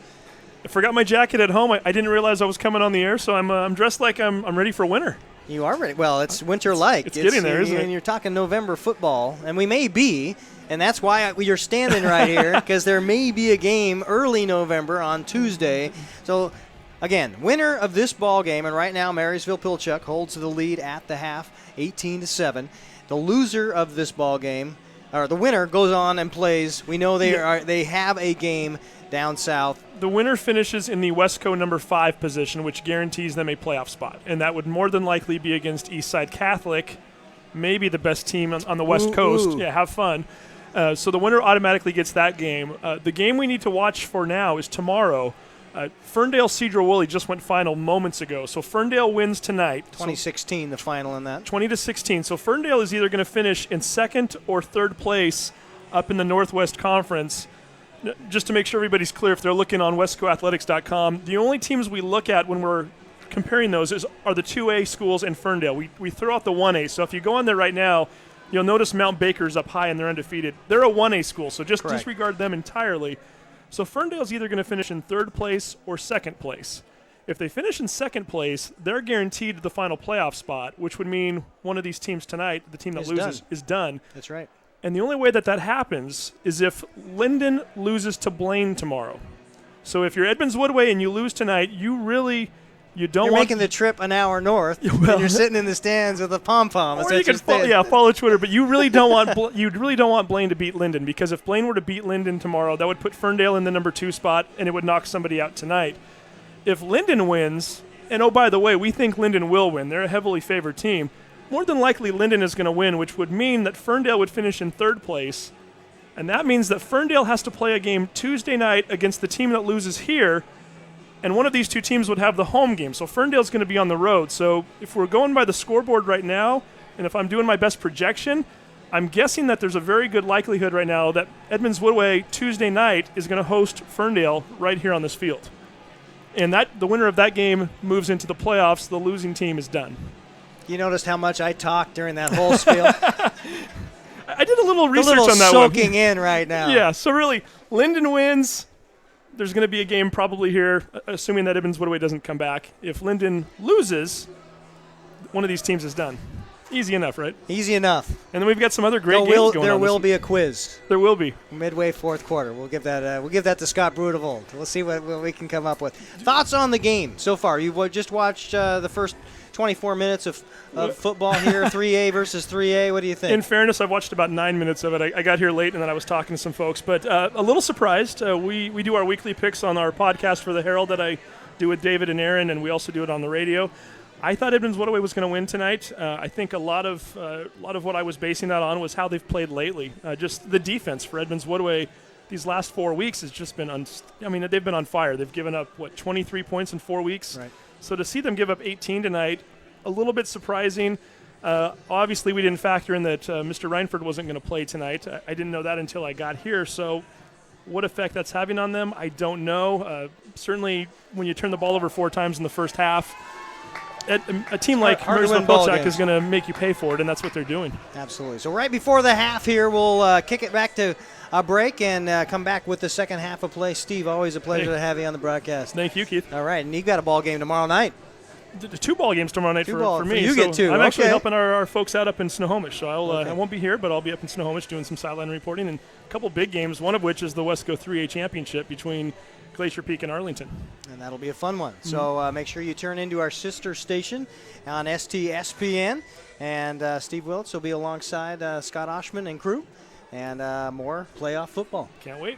All right, 18-7, the halftime score between Edmonds Woodway and Marysville Pilchuck here on the Sound Live Sports Network. Take a break. Be back with the second half in just a moment.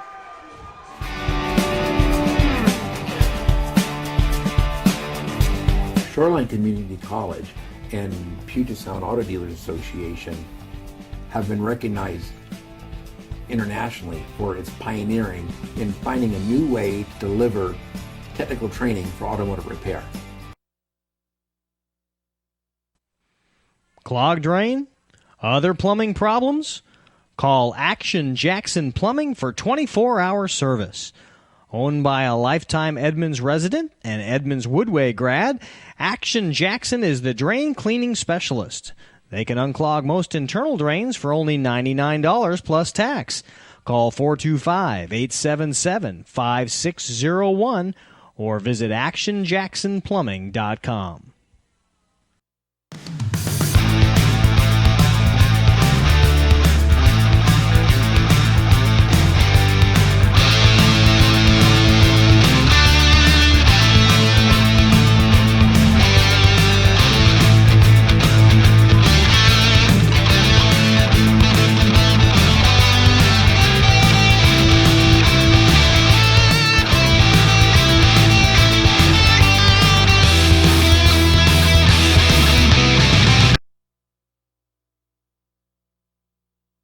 Hey sports fans, do you want to know when and where your favorite teams in the Westco Conference are playing? Who won the game last night and what the current standings are? Well, it's easy to find out on westcoathletics.com. The information is entered by athletic directors and coaches so you know it's accurate and up to date, making westcoathletics.com the place to view official scores, schedules, standings, and photos for all the schools and all the sports in the Westco Conference. Follow us on Twitter and Facebook and check out westcoathletics.com, the official website of the Westco Conference.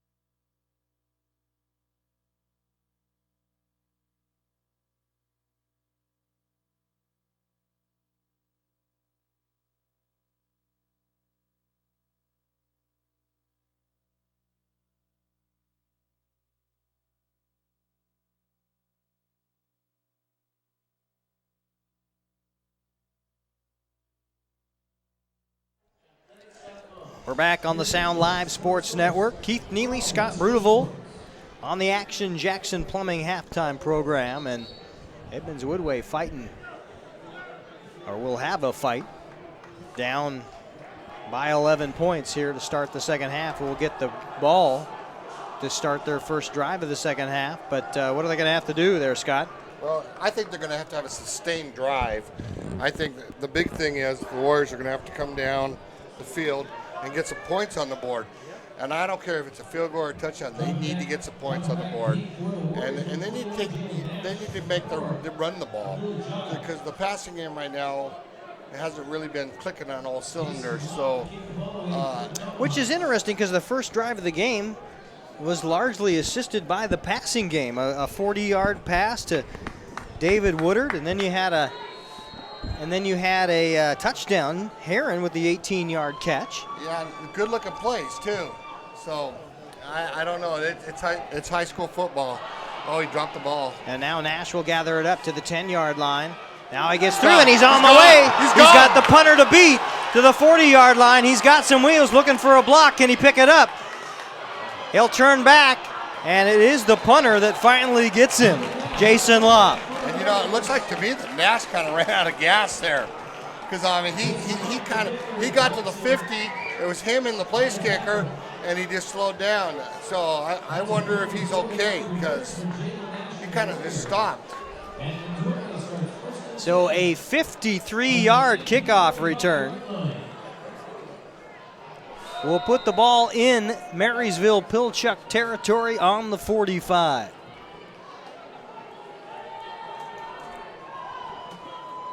There's the handoff into the pile. That's Grayson Fisher for 4. The ball comes out. Quickly Woodard is on it. On the stop is Corbin Sims, the middle linebacker.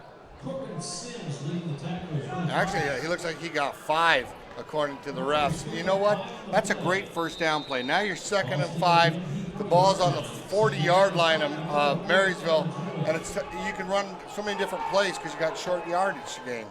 Twins on the far side with Woodard and Nash. 2 in the backfield is Fisher and Heron. And the pitch to Fisher. Another swing into the middle of the pile and a penalty flag. It looks like it's in the vicinity of what they call a hold. So we'll have to see, but the Warriors are backing up.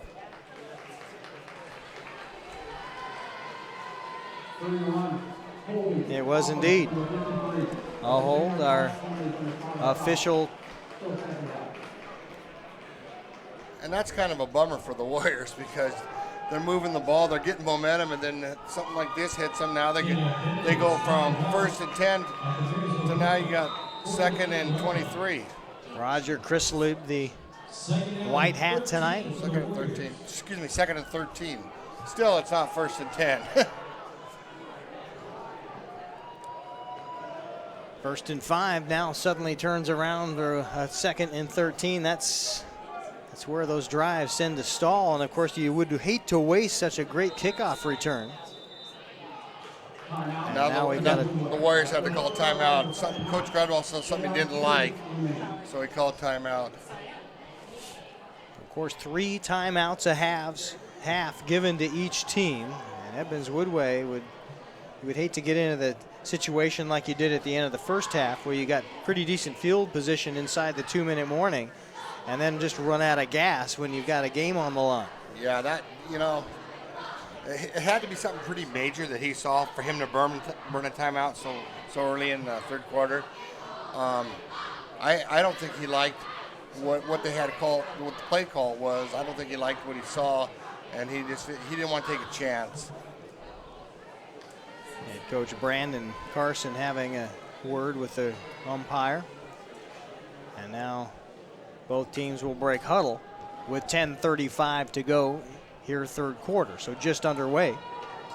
Edmonds Woodway got a beautiful Jalen Nash kickoff return for 53 yards to set up the field position. And now play action. A couple of blocks picked up, something we didn't see in the first half. And on the run goes Isaac Jackson around the corner and gets squirreled in, squirms his way up past the 50-yard line to the 49, and well, some people maybe a yard. Yeah, and I could see where some people could have thought that was a horse collar, but all the gentlemen from Marysville did was grab his jersey and pull him down, and that's totally legal. 3rd down and 15, so they mark him for a loss. Yeah, he rolled back about 10 yards on that pass play. This may be Another one of those long throws downfield. We'll see what happens. There's the pitch, this time to Fisher. Fisher gets into the middle, and Tomahawks abound. About half the team sniffed that one out, a gain of 2. Now the Warriors are going to have to punt. The punt squad will come on. Henry Tillman doing the long snapping for Jake Stevenson, the punter. Deep for Marysville is Keith Pablo. And the punt is up and away. Pablo has a beat on it, but this one will bounce. Take an Edmonds Woodway bounce down to the 25-yard line, and now setting up shop for Mr. Lynn. Marysville Pilchuck on the way. And I think it's important, just like I thought the first drive on offense was important for the Warriors. The defense needs to have a stop so they can get the offense back out on the field, because you don't want Marysville to score too many more points, or then you're starting to get a little worried. I think one more score and you're worried. Yeah, they're in striking range right now, but yeah, I agree with you totally. Anderson the solo back. It's a swing out pass. It is incomplete. Intended receiver was Trent Tinglestad, the 5'11", 175-pound senior. And Tinglestad really didn't have a chance to turn around to catch the football. That was at his knees before he even had a chance to get a read. That was one of the poorer passes we've seen Lynn throw There haven't tonight. been many. No, there really haven't has been. not. No, that was one of the few poor passes. Lynn once again will put a man in motion.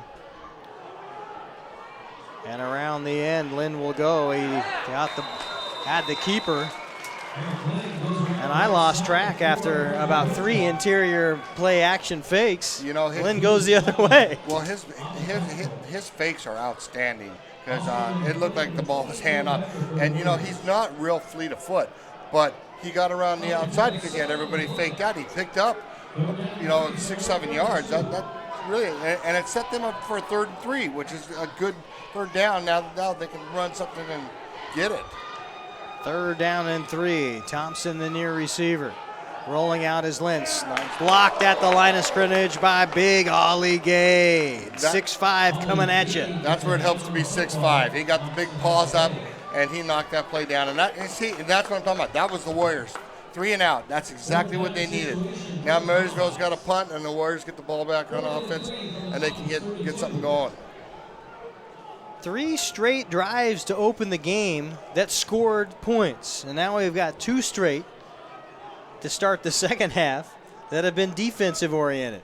I think the teams are figuring out what each other's running, and they're making the plays. Nash back to receive. Here comes the rugby style kick. Nash will take it in at the 30. Makes one move to his right, and a penalty flag will go against Edmonds Woodway. That was a block in the back. And that one unnecessary. Yeah, I don't think that's going to hurt, because they're going to take that from the spot too. Instead of being 1st and 10 on the 40, you're going to mark it back. Most likely could be as far as the 25, depending on if it was a personal foul. And we'll see what the call is. Well, they picked it up. Nice. Isaac Jackson now getting the play call. Will run in from his near sideline. Maybe picking up that flag is a little break the Warriors needed, Keith, to get things going. 8:50 to go here in the 3rd quarter. Ball on the 39-yard line. Edmonds Woodway. Second drive of the second half. Grayson Fisher picks up 6 yards, and he's had really good success on 1st down. I don't think I can remember a carry on 1st down where he hasn't picked up at least 5. No, he's a hard runner. He's gonna, like I said, he's not gonna break and get you 25 or 30, but he's gonna get you 5 to 7 hard yards. He's a tough runner. He's really, he'll do a good job. And now they get 2nd and short. Heron and Fisher in the backfield. Swing out pass is caught. It's not enough for the 1st down. Nash with the reception. And a good job again by that defensive backfield. Hunter Whitney was right there to sniff him out. And that was kind of a low pass by Isaac, and Nash made a nice catch because he was down on the ground. And so they got positive 3 yards, 3rd and 2, and the Warriors can run a play and get a first down here and keep this drive going. Nash on the near side. Woodard is on the far side. And going under center, Isaac Jackson has the I formation behind him. It'll be Fisher. Gets through the hole, gets the first down, still on his feet.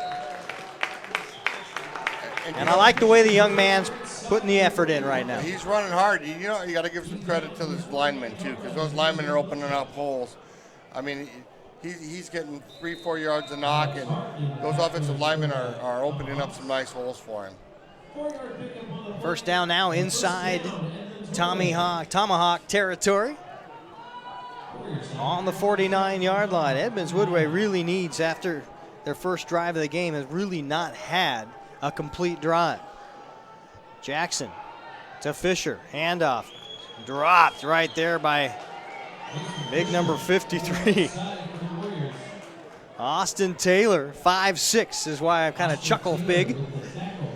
But an outstanding job. We talked about it before. 5'6", 205, another sophomore on this Tomahawk team, and they just make good tackles. They tackle real well. Their form is really, really good. So this is a kind of a interesting play. I think the Warriors are setting something up here.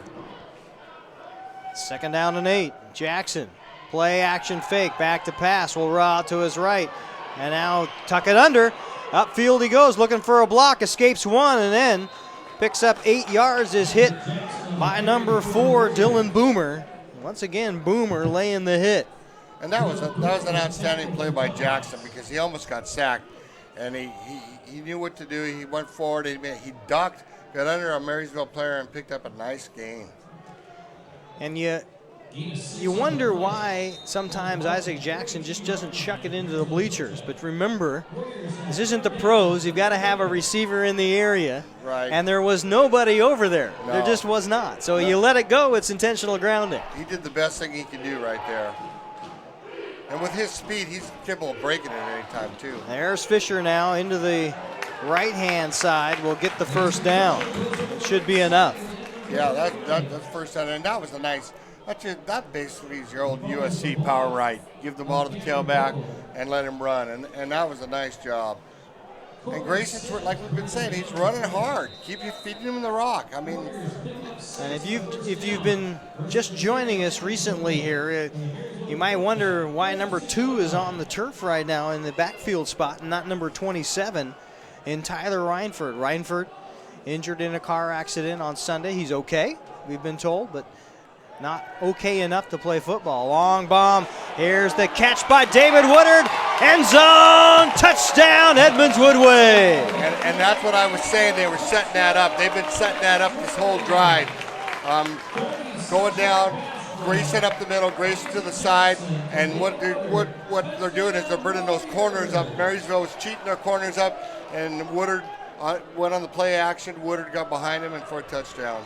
Edmonds Woodway, a 36-yard strike to David Woodard. 2 touchdown passes against 3 interceptions for Isaac Jackson, but he got a big strike when he needed one. That was a big play. That was a real big play. We got a good ball game going here. Snap went over his head.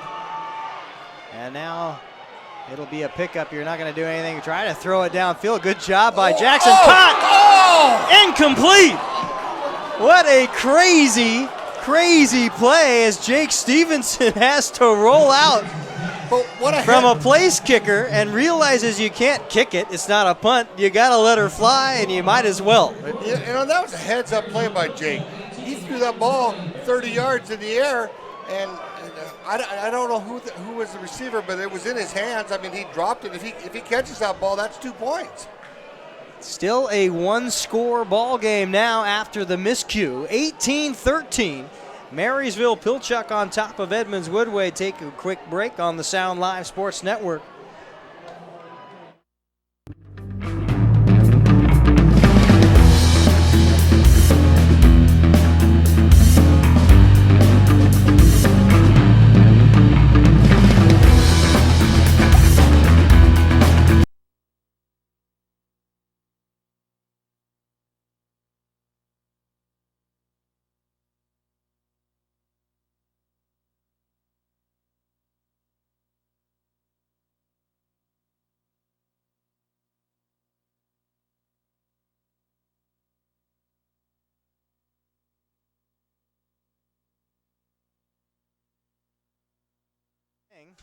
No. Welcome back on the Sound Live Sports Network. Another squib fit kick off the foot of Jake Stevenson and a beautiful open field tackle. No question about that. Coming out of the pile. And I'm struggling to find a number 87 on my roster. Had a nice run down field. Yeah, I don't have an 87 either. But that was a nice tackle. Beautiful tackle by that Warrior. So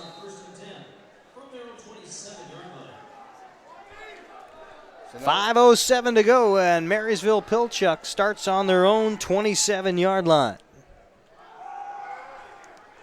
Lind.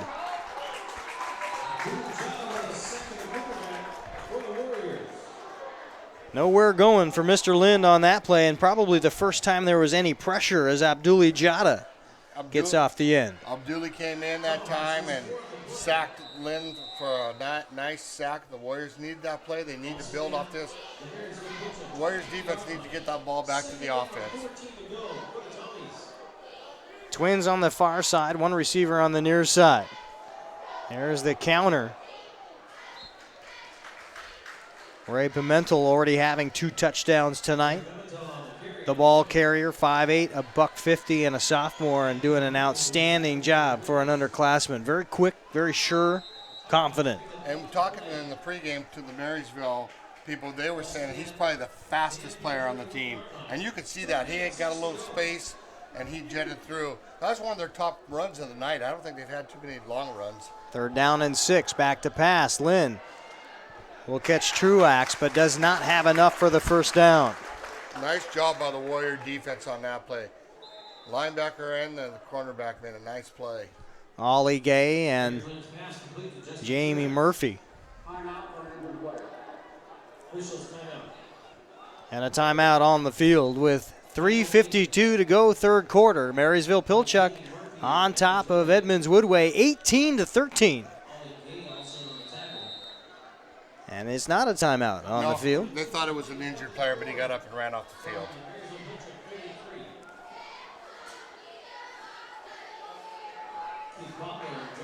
And now the punt squad will come on, and back again is Nash. And gets a nice one away. Nash will drift under it, caught at the 30-yard line, not caught, and then picked up. Nash will turn the corner, tries to pick up a block, cuts back, still has some room, still juking, jiving, past the 35 and down. Well, he worked a lot hard. of shake and bake going on. He worked hard for 6 yards. He worked really hard for 6 yards. He moved, and you know what? He dropped the ball originally, and that actually gave Marysville a chance to get down. That was one of their better punts of the night, too. You and I try that. There's a hip replacement awaiting somewhere. Well, it's the doctor's office, for sure. There's a doctor's office, ER visit coming up.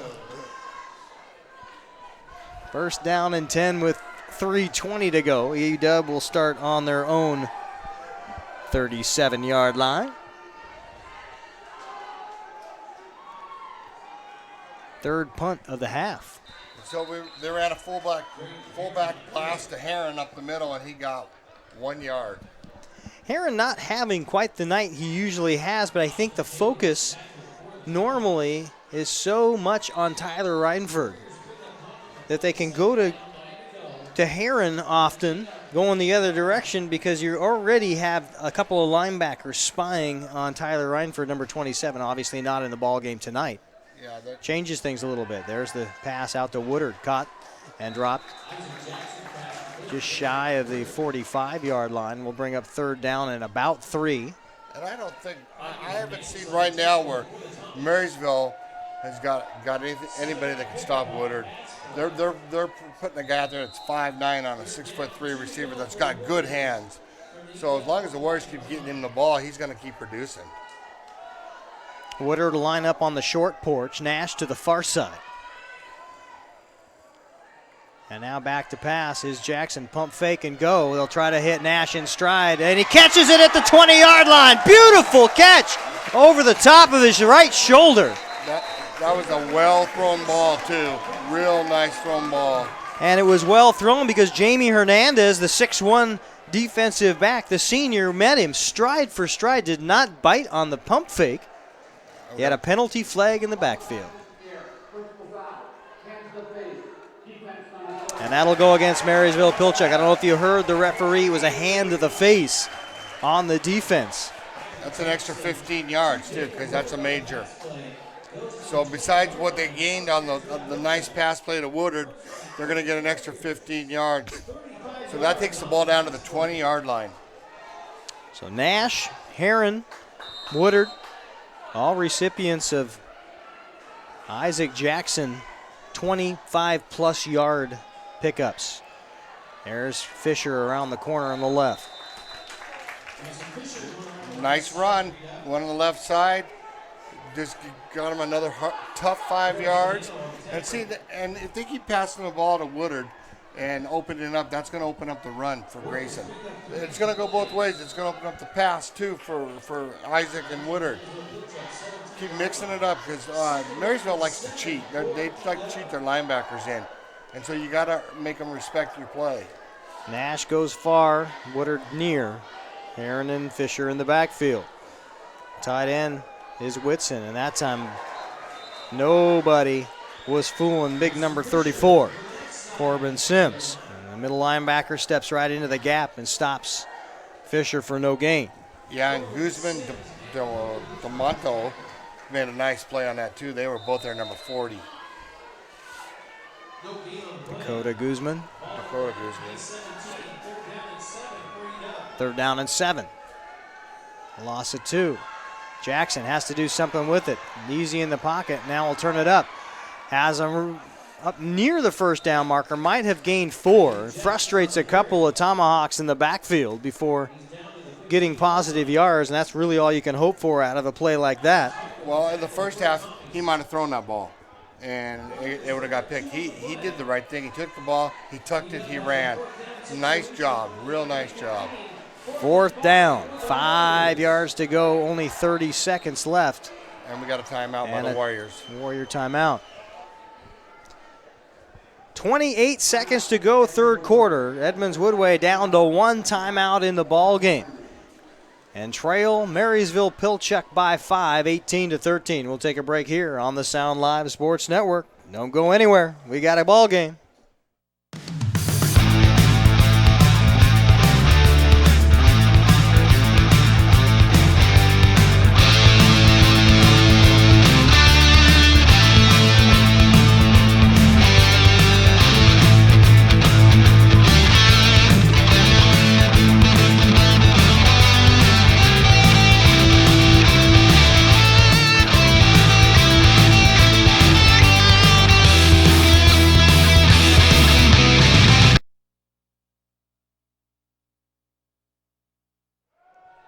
Down and 5 yards to go. Scott, we were talking in the break. Why burn a timeout now?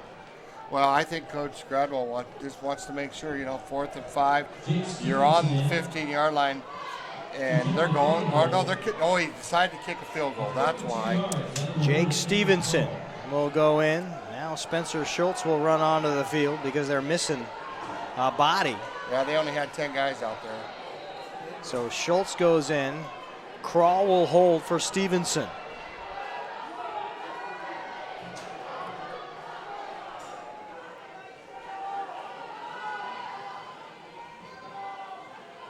Snap is good, hold is down, kick is up, and it is beautiful.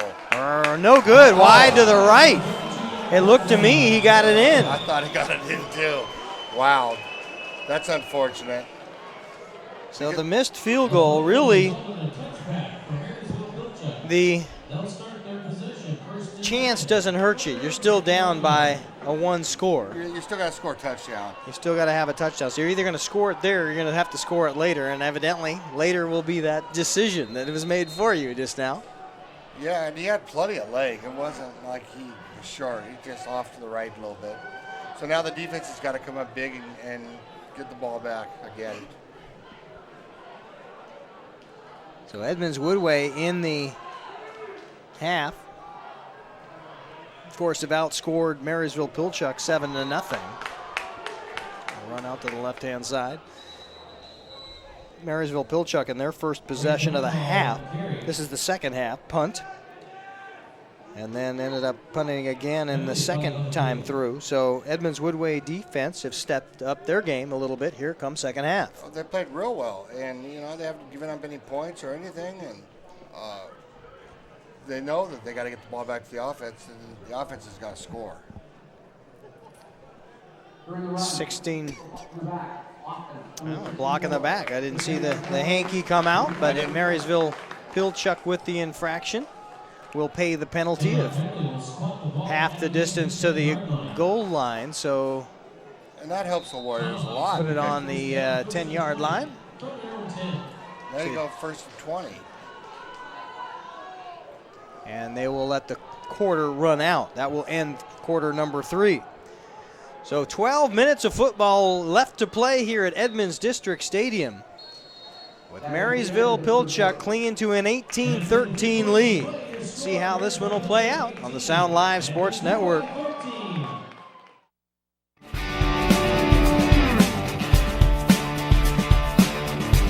Shoreline Community College and Puget Sound Auto Dealers Association have been recognized internationally for its pioneering in finding a new way to deliver technical training for automotive repair. Hey sports fans, do you want to know when and where your favorite teams in the West Coast Conference are playing? Who won the game last night and what the current standings are? Well, it's easy to find out on westcoathletics.com. The information is entered by athletic directors and coaches, so you know it's accurate and up to date, making westcoathletics.com the place to view official scores, schedules, standings, and photos for all the schools and all the sports in the West Coast Conference. Follow us on Twitter and Facebook and check out westcoathletics.com, the official website of the West Coast Conference.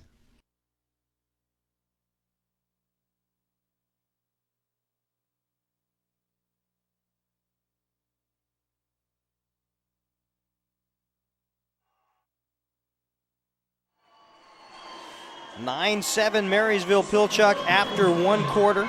They led at the break 18-7. And Edmonds Woodway have chipped into the lead and make it 18-13. And up to the original line of scrimmage goes Truax. It'll be It's a gain of 10. Yeah, second down and 10 yards to go. Make it second down and 9. He picked up 11. A great run. Yeah, that was a big run. So Edmonds Woodway running out of daylight on offense. They're going to get the ball back probably 2 more times, depending on how much of this ground game Marysville Pilchuck rather can take some time, some clock management. And now Lynn will get the keeper and may get close to the first down. Gets out of bounds close and to the maybe a yard short. But a great job of deception by Lynn to hold that ball right off to his hip. Well, the Warrior defensive end, instead of keeping his ground, he went straight in on the play fake, and that opened it up for Lynn to run in. Like I said, Lynn's ball fakes are really, really good. He's not the fastest guy in the field, but he's able to. His deception is fantastic, and he gets open ground by that. Truax leaves, and they'll bring in number 14, Christian Snyder. Had a great kickoff return early in the ball game. And there's the handoff, and Edmonds Woodway had him in the backfield to start. Pickup of 6 yards and a first down. And Max Gradwell came from his free safety position and just put a lick on that guy. Hit him real hard, but after the first down. Pimentel with the carry and the pickup. 6 yards and the first down will bring the clock to 11 minutes. And I think this is what Marysville is going to do. They're just going to run, a little dink pass. They're going to run clock. They're ahead. They kick a field goal, then the best the Warriors can do is basically tie them. Remember, Marysville Pilchuck had 2 drives in the first half. Edmonds Woodway had 1. Lynn with the carry right-hand side. First down, 12 yards. You know, you got to give it to him. That was great decision making. He rolled out to his right. He looked down the field. All his guys were covered. He saw open ground. He kept the ball, and he picked up 11 yards. That was a beautiful play by that quarterback. Frustrating. One of the interior defensive linemen for Edmonds, Woodway, very frustrated. Was asking the referee for a hold call there. I don't disagree, to be honest with you. If you were to see what was happening on the interior, this time Truax will get the carry for 4. Yeah, you know, here they go. They're going right in the middle. They're just taking their time. The clock's their friend. I mean, that's basically. Well, they've proven they're good at managing They're real so good. far, because you were only able to get 1 possession in the first quarter if you're Edmonds Woodway. Team used to just rolling through clock. And now when you don't touch the ball, it's hard to do that. And now we got to stop the play. And Truax will run off the field. Not run, he'll Number 3. hobble off. Yeah, he's hurt. And bring in Brian Bordonardo. 2nd down and 6 yards to go inside Edmonds Woodway territory. Lynn flushed out of the pocket, still on his feet. Takes a lick at the 40-yard line, or just north of the 40. You know, that's Good pickup, 3rd down. Another outstanding play by that young man. He's basically, Keith, in this 4th quarter, he's taking his team on his shoulders and said, "Follow me, guys." I mean, he's making the plays. He said, "Hey, I'm the quarterback. We're going to win this game. This is how we're going to do it." And 'cause he's not a running quarterback. We know he's a pocket passer, and so he's going out there and he's doing everything he can to keep them rolling. 3rd down and 1 as Lynn will hand the ball off to Anderson. Spencer Schultz with the tackle, and I think Anderson gets the 1st down there. And Garrett Anderson, the running back, 5'9", and it is indeed another Tommy's 1st down. And the clock keeps moving. We're down to 9 minutes to go. As soon as they get the chain set and they start the clock. Winner guaranteed to move on in the playoffs. The reward? Yikes. Eastside Catholic or Bellevue. Loser has to await their fate. And there's the dive into the middle. Uh-oh. And that may be trouble. Ollie Gay. Could not let go, and that will hurt you. It does stop the clock. But right now you do not and cannot afford a touchdown. And the thing is, Keith, gives them, if they do call it, that's 15 yards. And that gives them real close to the field goal. Dead balls, 15 big ones.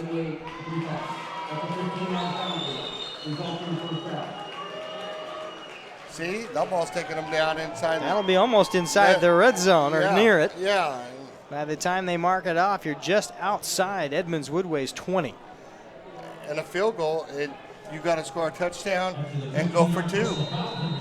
So it matters. It really did matter. And that's a bonus play. You got to let them go when the whistle blows. That's why those refs blow the whistle. Let them go. 1st down and 10. Lynn back to pass, looking for the deep ball. Has a man open, and it's caught. Touchdown. On the 1. Not 1 yard line. They thought he had hit the pylon.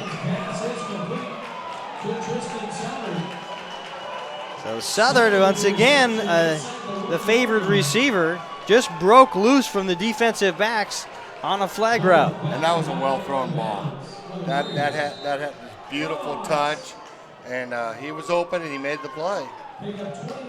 Marysville Pilchuck started on their own 20 to start this drive. They've gone 79 yards. Yep. And eaten up all of this 4 minutes and change. Yeah, and if they score a touchdown, it's going to be, that makes it real tough on the Warriors. Lynn now in over Touchdown. the keeper, over the center for the TD. So the Lynn 1 yard TD dive. And Marysville Pilchuck is taking over.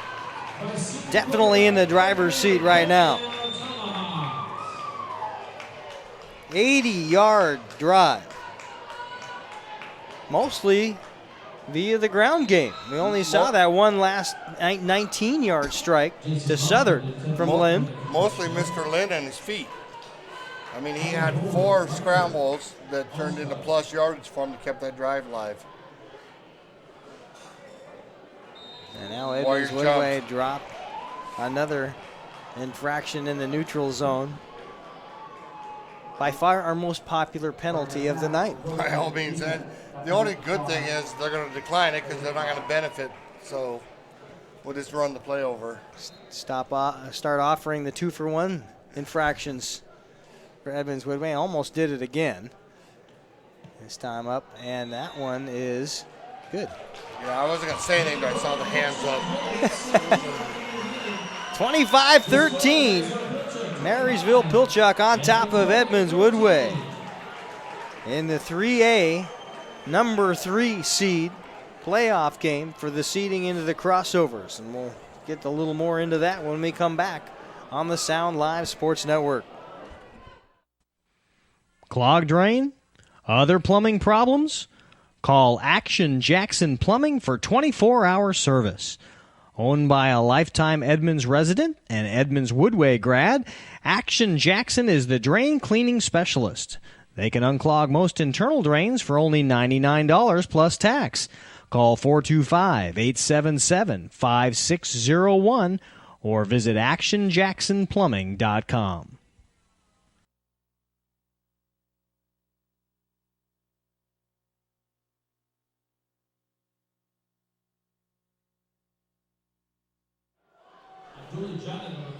Going to take a lot of help now, and you got to score a touchdown pretty quick if you're Edmonds Woodway.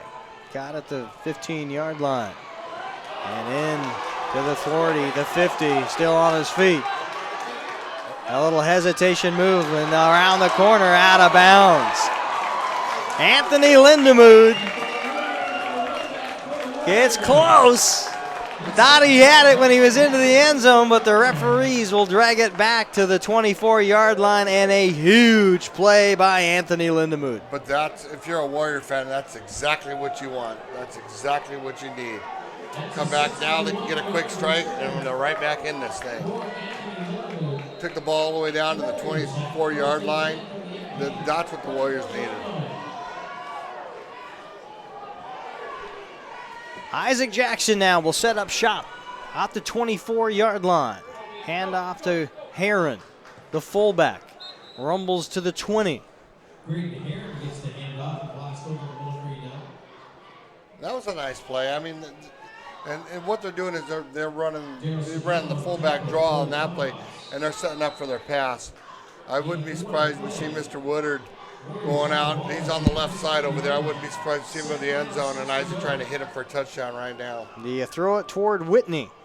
Back to pass to Woodard. Caught and still on his feet. Could be near the first down. They'll keep the clock moving. Finally gets out of bounds. And they'll mark him about a half a yard short.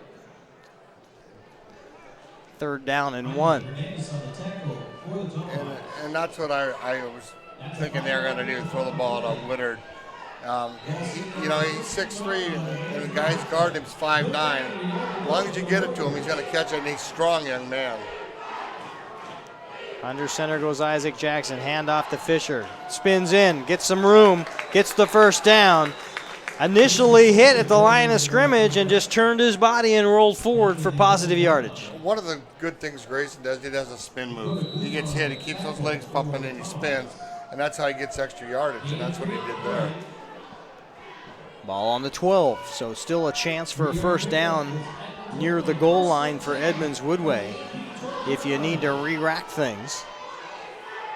And the I formation will be a pitch to Fisher and hit right at the line of scrimmage, maybe 2 yards in. Number 63. And the thing, Brenton Cooley. the Warriors got to start getting some urgency in their offense and hurry up because that clock is ticking. 6:30. Here's the pitch. Fisher loses it for a second. Now he'll try the spin move to no advantage whatsoever. Well, that's those small linebackers that are, they're quick, and they read that outside pitch, and the Warriors have to take another timeout. Dakota Guzman, one of those linebackers that you mentioned, 5'9", 190 pounds, not overly large, but you see how well they scoot down the line of scrimmage. And they tackle well. As soon as they hit you, they wrap and they bring you down. So we've got a timeout on the field. We'll take one ourselves. The last Edmonds Woodway timeout with 6:04 now that they put some more time on the clock. Edmonds Woodway needing a score. Hey sports fans, do you want to know when and where your favorite teams in the West Coast Conference are playing? Who won the game last night and what the current standings are? Well, it's easy to find out on westcoathletics.com. The information is entered by athletic directors and coaches so you know it's accurate and up to date, making westcoathletics.com the place to view official scores, schedules, standings, and photos for all the schools and all the sports in the West Coast Conference. Follow us on Twitter and Facebook and check out westcoathletics.com, the official. Back early here. Jackson under center. The pitch to Fisher. 10-yard line, 5-yard line, near the goal line, short by 1 yard. Grayson Fisher, an outstanding run to the right, picked up a huge block. But he got a first down, Keith, so it's first and goal. And that is really big. Isaac Pereira with a giant block near the goal line to really help Fisher get down the yards he has. There's Fisher and in for the touchdown. Edmonds Woodway can breathe a little life back into the ball game. Yeah, that's big. They need that. Now they got to make this extra point, or do they go for two? No, it looks like he's got the kicker on. Be 25-20, yeah. Make it that one possession game. Make sure you've got the chance. Now make it 25-20. The 2-point conversion really doesn't help you any. Yeah, there's no benefit by doing it now. And the hold is good. The kick is up and through, and we are at 25-20, a 5-point Marysville Pilchuck advantage with 5:51 remaining in the ball game. Can Marysville Pilchuck grind out another 5 minutes on offense? They did the last drive. Let's see what they can do after the break on the Sound Live Sports Network.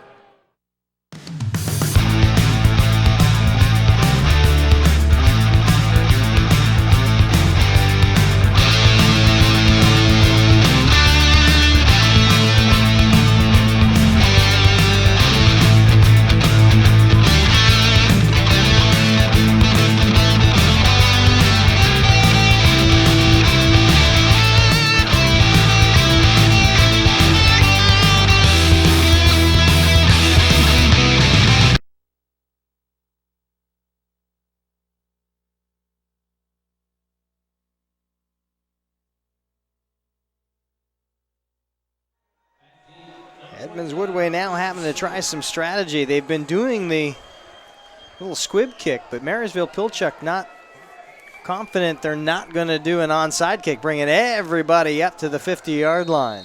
Yeah, they got 9 guys. And now they'll finally bring 2 men back to receive, and they will just squib it through the middle. Picked up there by number 11, Trent Dingelstadt. And not a bad decision. Nope. And they got the ball. So Marysville picked it up. He went to about the 33-yard line. So that's about what the Warriors could hope for.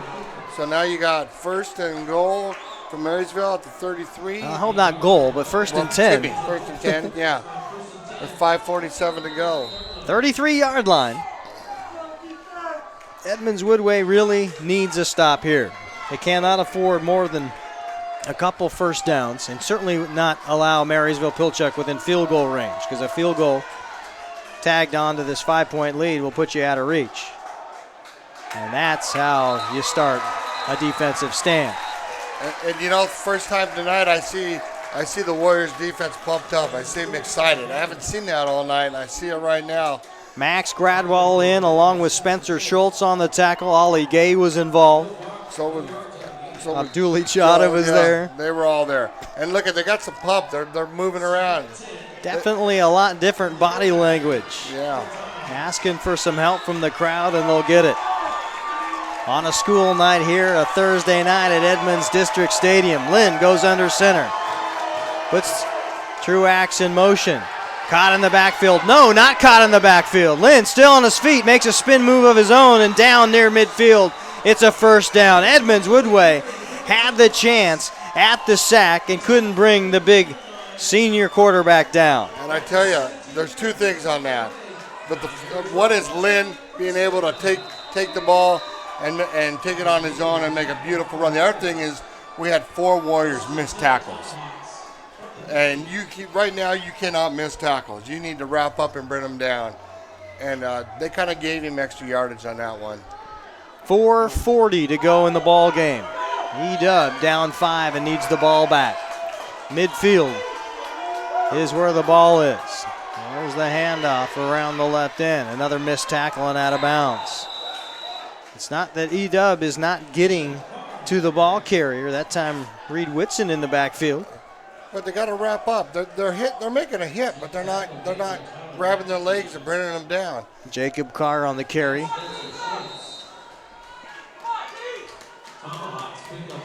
Carr, a junior, running back. Now coming in is Bordenaro, pardon me. The receiver. Lynn will go under center. Got Anderson in the backfield. And it'll be Anderson that gets the carry and picks up 1. Big third down coming up here for the Edmonds Woodway defense. Real big. 3rd and 5, and the clock's running, and Marysville's in no hurry. I mean, like I said, the clock's their friend, and they're just going to sit. Quarterback Lynn is getting a call from the coach. He's gonna milk it down as far as he can go. He knows when the backup umpire raises his hand, he's got 10 seconds to go, and so they're just going to take their time. They get a first down here, it's going to be tough. Southard brings the call in, the play call in from Coach Carson. And 3:45 left on the clock, 3rd down and 5. Lynn now will bootleg out. And this time he's wrapped up. Can they get him out of bounds? That's a big stop. 4th down, a loss of 6. Now, I would think with 3:29 left and the clock running, I would think Marysville's going to have to punt. They lost. I wouldn't think you'd want to give it to Edmonds Woodway on the 50 with the game on the line. No, I think they got to kick it away. And the neat thing is that'll give the Warriors a chance to come down and win the ball game. And it will come down after this punt to 3:05 on the clock. Now they're going to run it down. They're going to continue to run the clock down inside 3 minutes. Yeah, they might even take a delay of game, Keith. And there's the penalty, delay a game penalty at 2:53. Now, the other thing we got to remember, the Warriors have no timeouts left, and that might matter. That might be real big coming down the Good point. Coming down the pike here. Good point. Marysville Pilchuck has 3 timeouts. Of course, they're not going to give any of those away for free. Nope. And see, by taking that penalty, they took 30 seconds off the clock. And all they lost was 5 yards, so that didn't really hurt them much. Jalen Nash back to receive the punt. And the Pablo punt is away. Nash will pick it up and almost loses the football. Didn't get hurt, but you could hear the silence in the crowd. Yeah, a lot of sigh of relief after they realized Nash was able to fall on that football. That was too close for comfort. But the good thing is the Warriors got the ball. 2 minutes and 45 seconds to go. And if you're going to go on in the playoffs, now's the time you come down and make the plays and show that you're a playoff team. It'll take 81 yards. A field goal won't get it done. You're down by 5, 25-20, and you've got 2 minutes and 45 seconds to do it. Nash and Woodard in twins formation on the far side. Play action fake. And down goes Jackson. He slept, yeah. In high school football, all you got to do is hit the knee. You don't have to be touched or anything. And he slipped. That's really unfortunate. That's a tough play. His feet came out from underneath him and his knee hit the ground. It'll be credited as a sack to Tyler McDonald. Loss of 12. And the clock continues to spin, now down to 2:18. So 2nd down and a whole long ways to go. Jackson back into his own end zone. Will run out of trouble, looks downfield, and it is caught. David Woodard coming back to the football will pick up the first down. A huge play by E-Dub. Giant. That was a nice rollout. It kept the ball alive, and you throw to the big 6'3" receiver that's been doing it for you all year. And you know what? 2 minutes to go, do it again. Keep feeding the big guy. How much has got to be going through Isaac Jackson? You know he's frustrated after taking his own sack, basically giving himself a sack, and then to come right back and throw a strike like that. It's very, he's just got to forget about it. Come make the next play, and that's what he does real well. Back to pass. He's looking the long ball. He has Woodard caught at the 30-yard line. And he had to do it over the top of a very well-played ball by Marysville Pilchuck. And the guy that did it, that was right there stride for stride, has got 2 interceptions. Hunter Whitney. That's as good a catch as you're going to see. He caught that with his hands falling down on the ground. That's a beautiful catch. A good throw by Isaac, but that's a beautiful catch by David. 1 minute, 40 seconds to go with the ball on the 30-yard line. In shotgun formation is Jackson looking deep. He's got Woodard open, over the top, incomplete. Nice defensive play. Whitney not about to get beat twice. Well, that's that jump ball again. And they're both going up, and David's a little bit taller, but Hunter Whitney, 6'3", $175. We got a hold on the Warriors. Well, that will come back. David Woodard, 6'3", 190 pounds. So he's got a little bit more beef on him, Woodard, the Edmonds Woodway receiver. And I think that, those are 2 big boys just going man to man, going at it. And it's kind of fun to watch those 2 battle. A minute 30 on the clock. And after the infraction, 1st and 23. Jackson in the shotgun, back to throw, will get it to Nash. Nash gets by 1 tackle, now on the way. Gets out of bounds wisely inside the 30-yard line. Really smart play by getting out of bounds, stopping the clock. Really, really smart play. And almost gained all that yardage they lost from the hold penalty. So that was a big play by the Warriors. Nice play by Nash. 2nd down and 8 yards to go. You really aren't so worried about the 27 yards you've got to go. But you got to get there in $1:22. That's what's left on the clock. Shotgun formation. 3 wideouts. And now rolling out of the pocket is Jackson, looking downfield. Has a man open. Whitson, the tight end, but throws it above and away wisely. That was a smart play. He knew he didn't have anybody. First half, he tried to force it in a couple times and it got picked. That time he knew, throw it out of bounds, come back, let's do it again, make another play. And that only took 7 seconds off the clock. So real smart play by Isaac on that one. 3rd down and 8.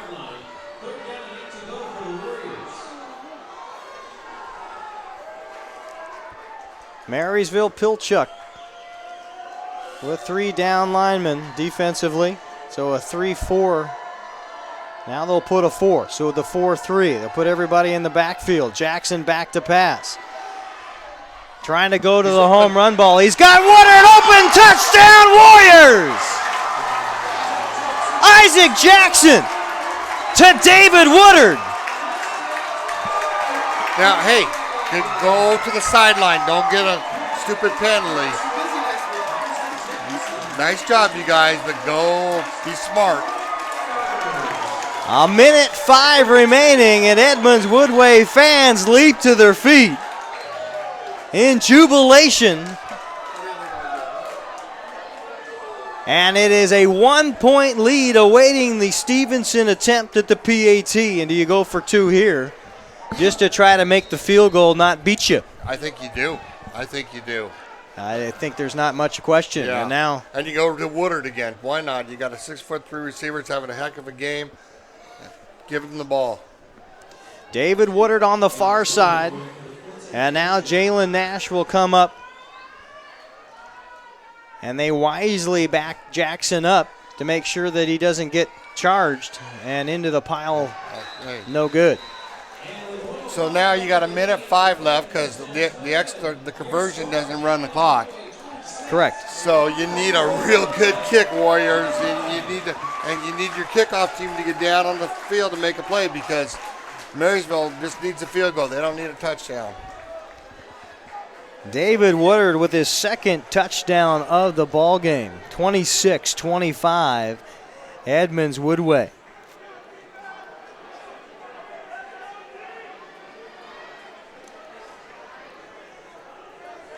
Wow, what a come from behind to go ahead in 1-2 drives.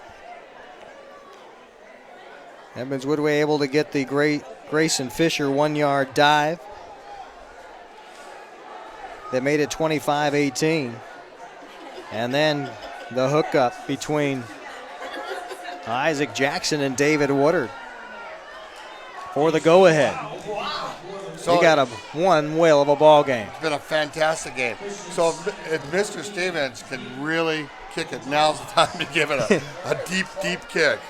Jake Stevenson, of course, have been topping it, trying to get the crew down there to field the ball. And now you would think, give it his all. You want to shove this one as far back as you possibly can. And right up the middle it goes, gathered in at the 18. And this is trouble. And still trouble. 56 seconds, 57 seconds on the return. And that'll help you. Yeah, and they did that squib kick again, and the Marysville guy fielded it nicely. He took it right up the middle and took it all the way down to the E-dub 44-yard line. And you have got to like what you see with quarterback Eric Lynn coming into the ball game with the ball inside Edmonds Woodway territory and 57 seconds to go. Yeah, it's starting to get loud in this stadium. They got him.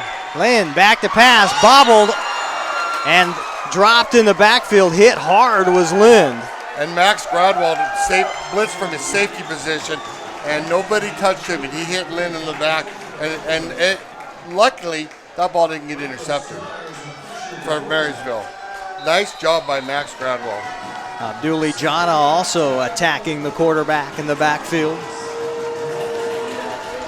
Now Jesse Thompson, the tight end, will bring in the call from the sidelines with 52 seconds remaining in the ball game. Edmonds Woodway with a 1-point lead. Second down and 10. E-Dub's got everybody up. They got one guy back, and that's it. Back to pass is Lynn, flushed out of the pocket. Will take it himself and out of bounds at the 35. Heads up play by Lynn. He got what he could get, got out of bounds, and he's keeping the drive alive. He didn't force it. Because the E-Dubs bringing 10 guys up on the line. All they got back is their safety, so. Third down and 4. 46 seconds left. Edmonds Woodway fans making a statement, asking for some help from their defense. Lynn back to pass, sacked in the backfield. Still on his feet and brought to the turf. That's huge.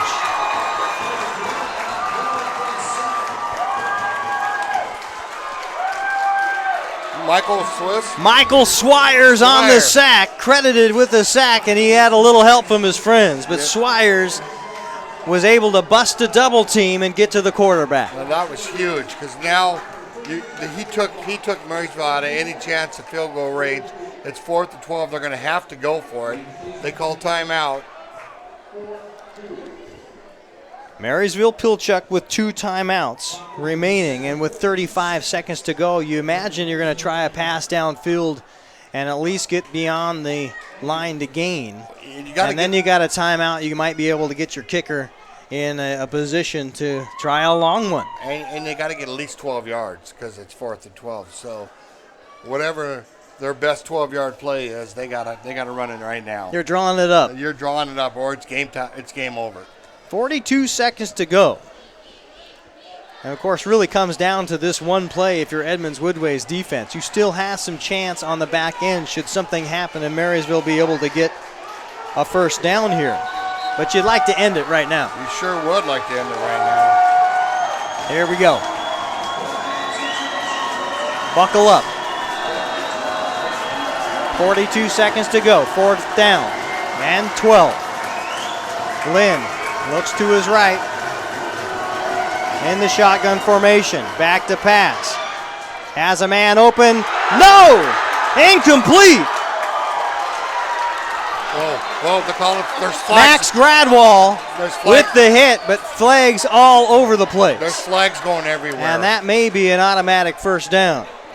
I got to see what the call is. Because those flags came in late. They came in after the play. Well, Max Gradwall was standing over the receiver, and it may be a taunting call. But is that after? Is that 15 yards after the change of possession? Or does that go on? I'm curious to see how they call this. 38 seconds left. Let's listen to the ref.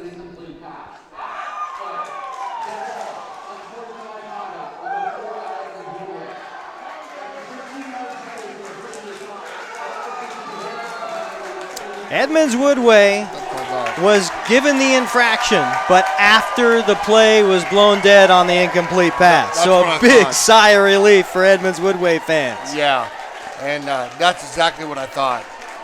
So now basically all the Warriors got to do is down the ball. 38 seconds. 2 timeouts aren't going to help you. No. Get in victory position, 1 knee.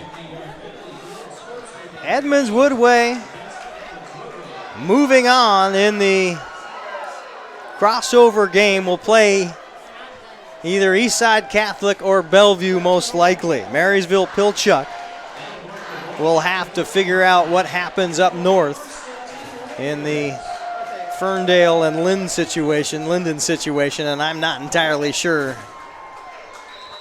And so if Edmonds Woodway wins this game, are they on the road next week? They are on the road. I would assume they would be, yeah. Down to, let's see here, they will be down either to Bellevue or to Sammamish. If they go to Eastside Catholic. Eastside Catholic, Sammamish. Metro number 1. Yeah, it'd be the Sammamish Plateau.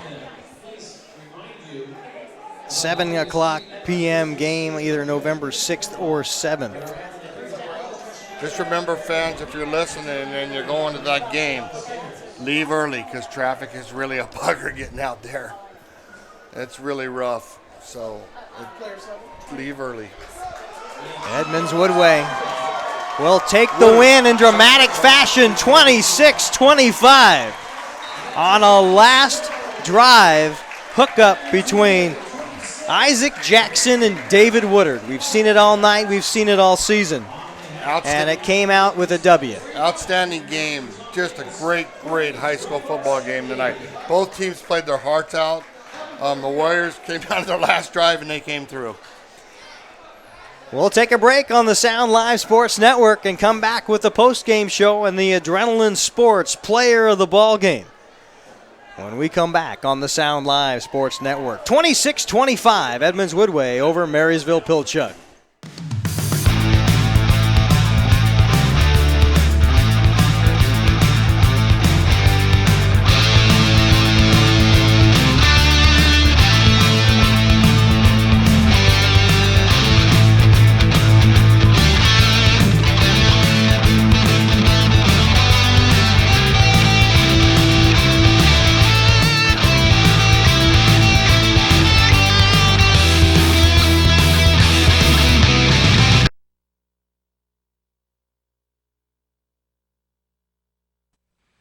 Clogged drain? Other plumbing problems? Call Action Jackson Plumbing for 24-hour service. Owned by a lifetime Edmonds resident and Edmonds Woodway grad, Action Jackson is the drain cleaning specialist. They can unclog most internal drains for only $99 plus tax. Call 425-877-5601 or visit actionjacksonplumbing.com.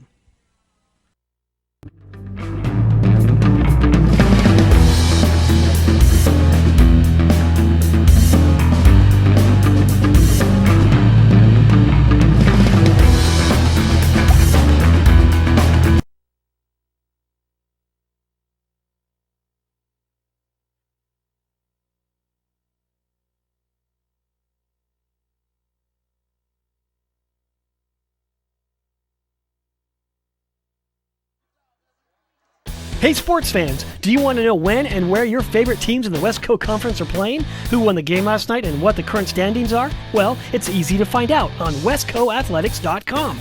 The information is entered by athletic directors and coaches, so you know it's accurate and up to date, making westcoathletics.com the place to view official scores, schedules, standings, and photos for all the schools and all the sports in the West Coast Conference. Follow us on Twitter and Facebook and check out westcoathletics.com, the official website of the West Coast Conference.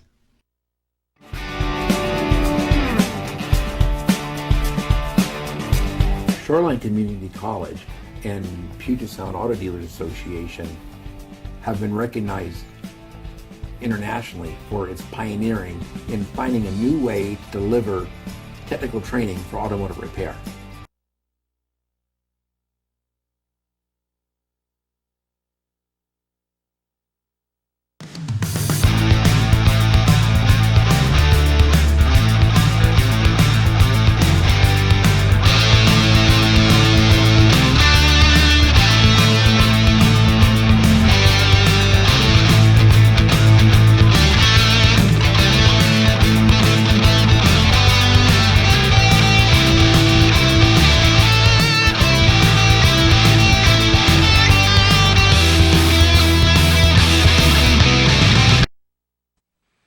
Clogged drain?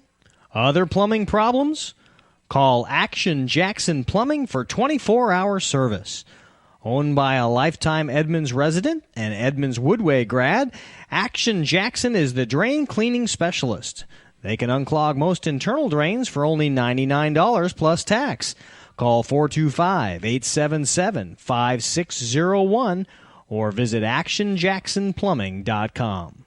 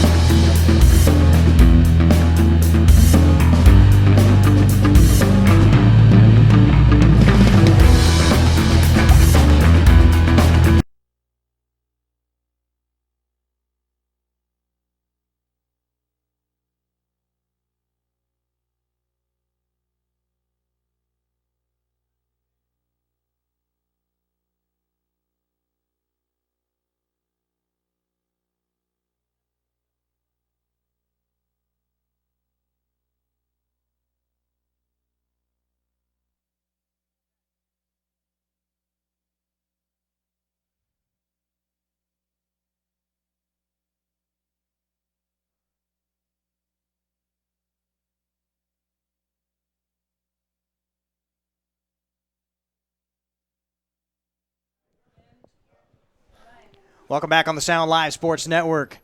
The winners of it tonight in grand fashion, 26-25, Edmonds Woodway over the top of Marysville Pilchuck. And a game that the winner moves on to continue their trek through the playoffs, and our Adrenaline Sports Player of the Game, David Woodard. David, let's get that microphone right up to your face there.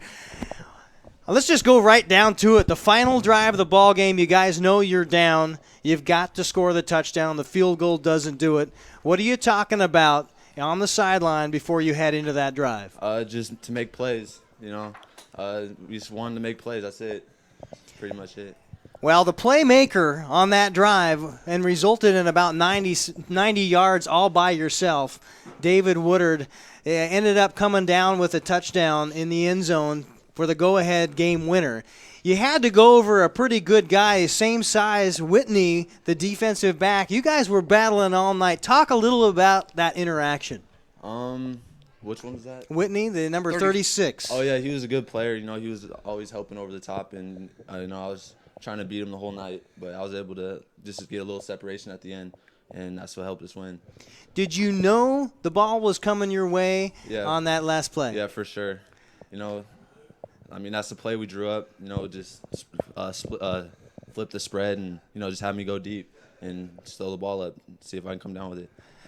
Going into halftime, you guys caught a couple of breaks that didn't go your way. And the mood, I imagine, that at the break wasn't necessarily light. Coming out, you guys were able to step up your defense. Your defense really showed themselves. Talk a little bit about the big green wall. Yeah, the defense played great. You know, they stepped up when they needed to, and you know, Ali, you know, Abdulli, they all made good plays down the stretch, and you know, that's what we needed to, help us get the ball back. And they pretty much won that game because they got them stops down the stretch that we really needed. David, did you feel the whole night that you could beat anybody they had to put on you? Because I noticed start of the game they had like a 5'9" guarding you. Yeah. And I kept saying to Keith, they just got to keep throwing him the ball because. Did you have that feeling like just throw me the ball? I can beat these guys. Yeah, I was definitely feeling that. You know, we were running a lot of hitches, and I felt them coming up. So I knew that if I just like shook a little bit and I just ran deep, then I'd be able to get they some were separation. cheating too, weren't they? Yeah, they were definitely cheating. Their coach was on the sideline. You know? Oh, I could see him cheating, and that's when Isaac ran the pump fake. Yeah, they bit, and you took off down, and that's beautiful. Do you have a favorite when you go into that huddle, and you come out? And you know your number is called. Do you have a favorite play that you know that you've got a better than any chance of dragging it down for big yards? I just like when coaches says throw the ball up. You know, we run like a little fade route. These are Huskies 55. That's our play. You know, we just throw it up to me. You know, see if I can come down with it. That's my favorite play. Well, at 6'3", you came down with a couple big ones tonight and get the Edmonds Woodway Warriors over the top of the Marysville Pilchuck Tomahawks. Our Adrenaline Sports fundraising player of the game, and let me give the bucket here. Let's put that down and do this the right way. Player of the game, we don't give these out to just anybody. David Woodard, 2 touchdowns in the come-from-behind win for Edmonds Woodway over the Marysville Pilchuck Tomahawks. An outstanding ball game. Congratulations. Go celebrate with your men. Yep, Good luck next week. Yep. And that's a question that I probably should have asked the opponent coming into next week. And if you're at all fearful, I imagine looking at that young man, no would be the answer. Well, he's not worried about anything. I mean, the way he plays the game, fear is not anything in his mind. But his team, they better have a good week of practice, which they're capable of doing, but they better have their A game next week because they're playing a different beast next week. We imagine, we think, we are looking forward into the crystal ball. It should be Eastside Catholic, the number 1 team in the state that Edmonds Woodway was victorious and gets to face, has the privilege of going down and facing on the plateau. You win a crossover game, and you get to go play them at their place, too. And, it's going to be a big Crazier task. things have happened. Of course, you get by the big dog on your first trip out of the gate. You can go a long ways in the playoffs, but it'll be a struggle. As we know of watching high school sports all these years and playing and stuff, anything can happen. I mean, that's what makes this game and this sport so fun to watch.